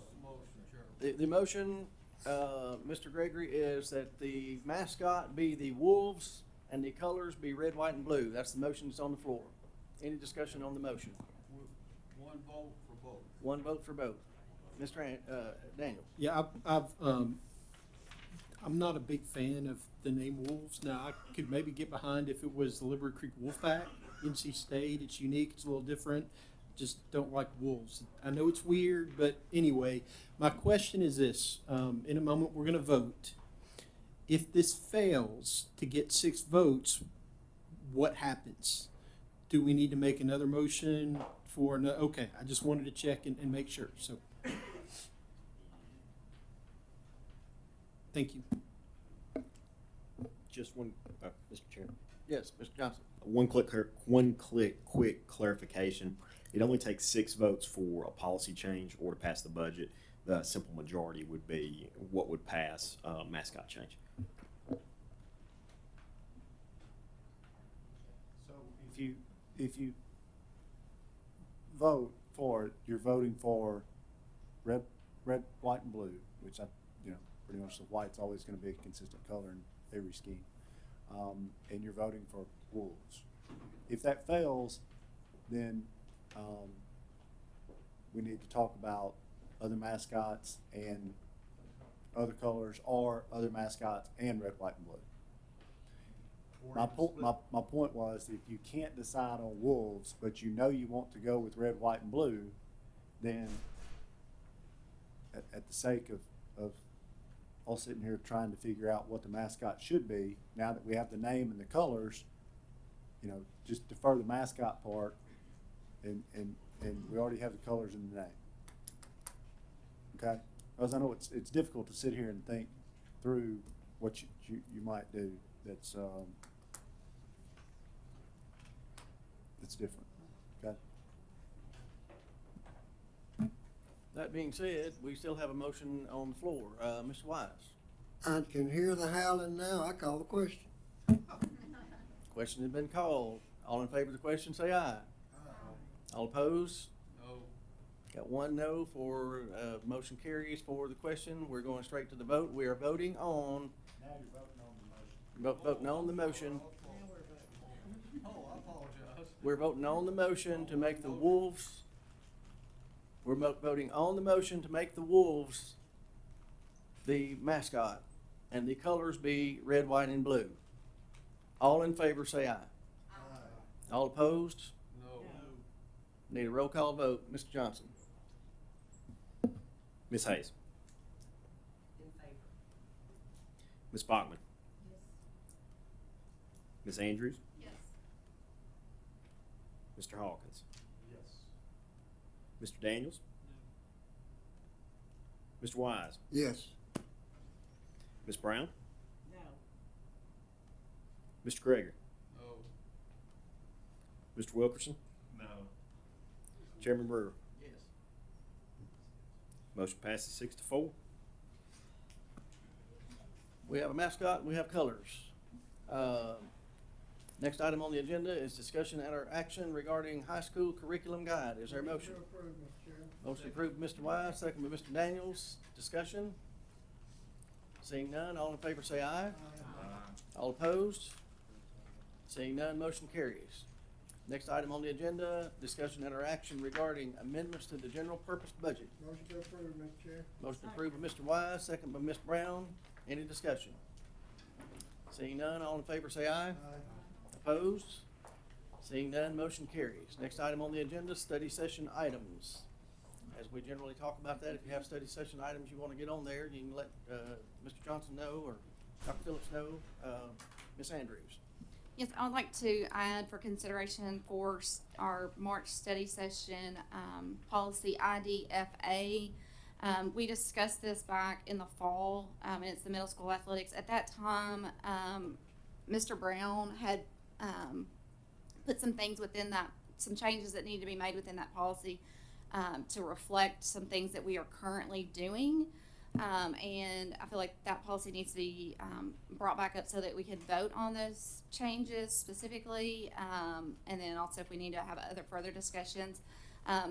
And to do that, because our sports teams are fixing to start having tryouts and different things, and they need to have that information in prior to, if they can. So. Okay. Anybody else have any discussion on study session items? It's always best just to get with Mr. Johnson or Dr. Phillips on those. I'd submitted an item already that, in writing and mentioned at study session to add the opportunity for public comments to study sessions so that we would have additional input from the public at each of our meetings. Thank you. Next item on the agenda is communications from board members. Ms. Hayes. Yes, thank you, Chairman Brewer.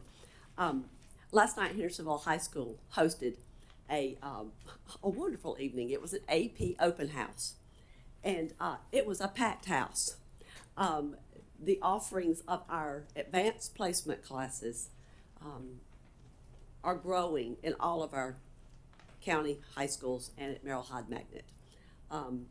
Lots of interaction, parents bringing their rising ninth graders to come and dialogue with the teachers, and a wonderful presentation. So it was a very successful evening, and so I think a lot of our high schools will be looking into having open houses so that you can get answers to those questions.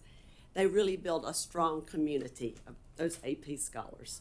It's a tight group. They come from all different backgrounds, but they encourage one another, they challenge one another, and they challenge themselves by taking these rigorous AP courses. So I'm just grateful that this county has had the vision and the planning and preparation to offer our students these opportunities to get these credit hours and save dollars as they go on to college.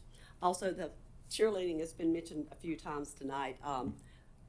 The HHS cheerleaders were nationally ranked, I think it was 5th.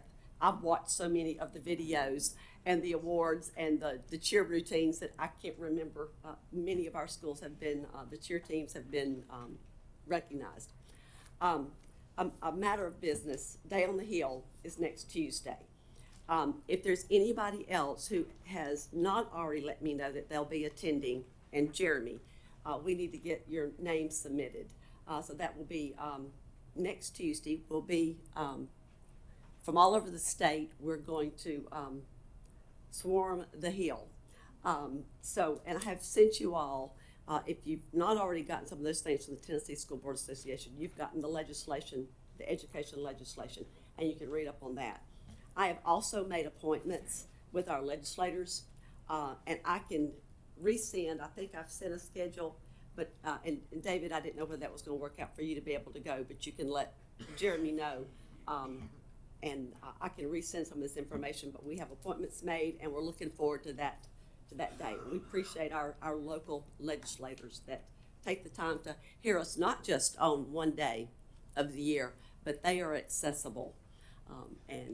I'm grateful. Whether that's Dr. Phillips or school board members, we are able to have an ongoing dialogue with them. So thank you. Thank you, Ms. Hayes. Ms. Bachman? Yes, thank you, Mr. Chairman. It's been a busy week. We had the union fundraiser dinner the other night, and I appreciate Commissioner Shell being there with us, and Ms. Andrews. It was a wonderful evening. Little wet, but they raised quite a bit of money. I believe it was interesting to say the least. The CTE lunch this week with the governor coming to surprise us was wonderful, and to see how our program is progressing. And Dr. Phillips already mentioned that. Stop by Jack Anderson, and if any of you have the opportunity to go by and see their mobile makerspace, it's really interesting. They have things for the kids, the teachers can check out for them to work on their STEM projects, and it's really kind of neat. So something maybe the other schools might want to try to look at. Literacy Council breakfast this morning was great. Look forward to the day on the Hill, and I'm sure Sarah will talk about the lunch that's coming up. So thank you. Thank you, Ms. Bachman. Ms. Andrews. Thank you, Chairman. Yes, big shout out to Beach High School. They had three squads that went to UCA Nationals. Their game day squad placed 4th in the nation. And then Hunter Middle School, I believe, was our only middle school in the county that went. This is their first year to be a competition cheer team. And they not only took the state title, but they also placed 5th in the nation. And they're, I think, one of the only teams that hit 00, which means no deductions. They, if they had had a higher raw score, they would have placed higher if they'd have had harder things. And so just a shout out to them. Those girls, many of those girls on that squad I've known since they were in kindergarten. And so it was a special time for me as I've watched them grow to then go and do what they love, and then to just represent the beach community so well. And it was great to watch too. It wasn't just, you know, the girls there, but like everybody here was like, okay, when are they on and where can I watch them? And everybody cheered them on. When Hunter performed, I think this is just indicative of our county, when they performed, our squads, so Hendersonville, I believe, was there, I believe maybe Station Camp was there, and then the high school, the Beach High School cheerleaders, they all went to that arena to support those middle school girls. And I just think that that speaks a lot of Sumner County and just how even in times like that, we are going to support each other. So that's just been fun to watch. Also, yes, about our lunch, we have our last joint county commission and school board luncheon this month. It's the 27th. We really need you to RSVP by the 20th. There was an email sent out to everybody. If you can please RSVP to that. This particular lunch, it's called Camp Grill, and it is put on by the Station Camp High School the special needs students. Miss Gregory is over those students. Jill Gregory is. She does a fantastic job, and those students actually prepare the meal, and so it gives them experience preparing the meal. They'll then serve the meal. We'll pay, and so they'll have the experience of exchanging money and giving change and so forth. So it's a great opportunity for them, and it's amazing for me personally. It's probably my favorite lunch that we do, and they are having taco soup. And it is just, you know, it is cash only, so be prepared to bring cash. But we definitely need that RSVP in by the 20th so that they can prepare and have enough food. Station Camp High? Station Camp High School, yes. Who does it go to? Do we tell you? If you can respond to the email that came, I can't remember her name, from the county. Ramona. To Ramona. County Law. Leah Denham's office. Yes. Or if you can let me, I mean, if you want to let me know, then that's fine too, and I'll just add you to the RSVP. I'll be there. So, it's the 27th at 11 o'clock at Station Camp High School. Thank you, Ms. Andrews. Mr. Hawkins. In the past few months, I've had a lot of people ask me, what exactly did the school board do? I've tried to explain that we have a basket of areas. We set policies. We engage in two-way communications. We're in charge of hiring exactly 2 people, our director of schools and the attorney for the board. And the attorney helps us manage litigation when the board gets sued or when we bring a lawsuit based on a contractor falling short or something like that. That's a rarity, but it happens. We also are responsible for approving major purchases and creation of schools, which we've been working on during the past few weeks and months. And we're responsible for proposing a budget. And so I wanted to ask our director of schools, as we head into the March study session, if we could talk about where we are on the budget. We made some hopeful commitments last year that we would strengthen funding and group raises, stair-step raises for our maintenance staff, for our food services staff, possibly for transportation. I'm not sure where we are on busing, but I appreciate the Finance Committee and their team looking at that as we go forward, because I really feel, as I look at our maintenance staff, as I look at our food services staff, what we're paying folks is in many cases not quite at what I would call a living wage. And I think they're an important part of our team, and I appreciate that Dr. Phillips already had that on his radar. Thank you, Dr. Phillips. Look forward to hearing about that. And thank you all for letting me talk a little bit tonight. Everything that I was speaking tonight, just like the constituents that I've been listening to, came from my head and from my heart. And I do wish to make a note of assurance and maybe apology to anybody who felt like I was challenging you in a way that you're not already engaged. I believe this school board is already well engaged. I'm just saying that as we go forward, I want us to especially look at these particular students who are affected by the rezoning decision tonight. And I realize that this board is already committed to looking on a going forward basis at all of our students, and I acknowledge that. And so I did not mean to imply that you're not already engaged in that way. So that's part apology and part clarification. Thank you. Thank you, Mr. Hawkins. Mr. Daniels. Yes, I believe we're about to start the district basketball tournaments coming up this week. Gallatin High School. We've got all our teams competing there.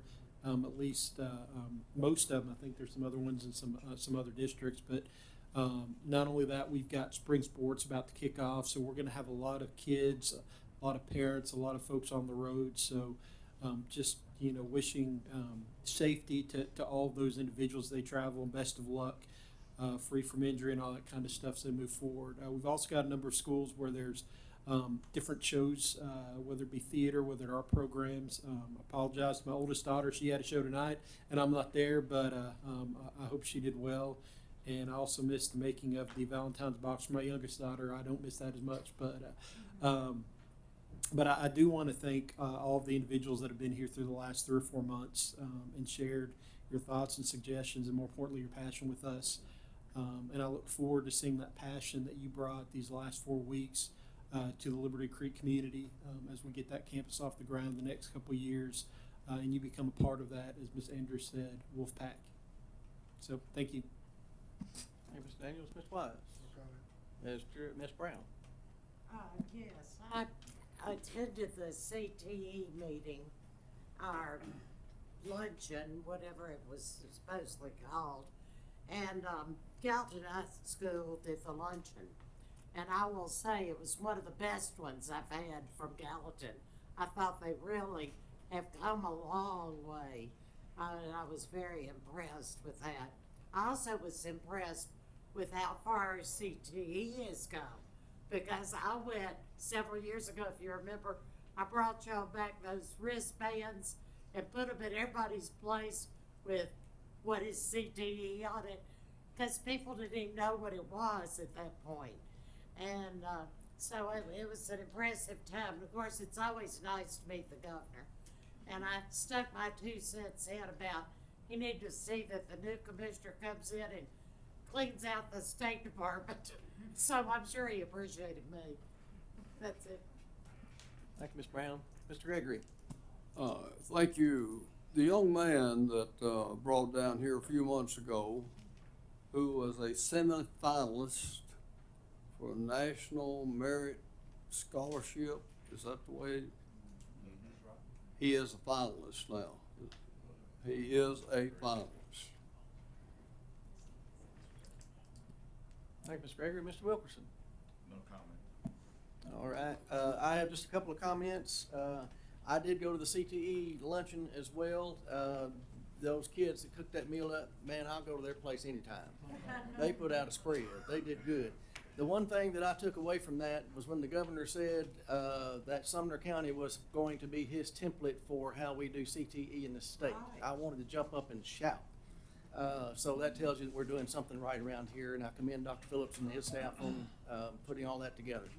I'm going to do my best to be at the legislative breakfast with you. They do still finish breakfast, don't they? Yeah, early 30, yeah.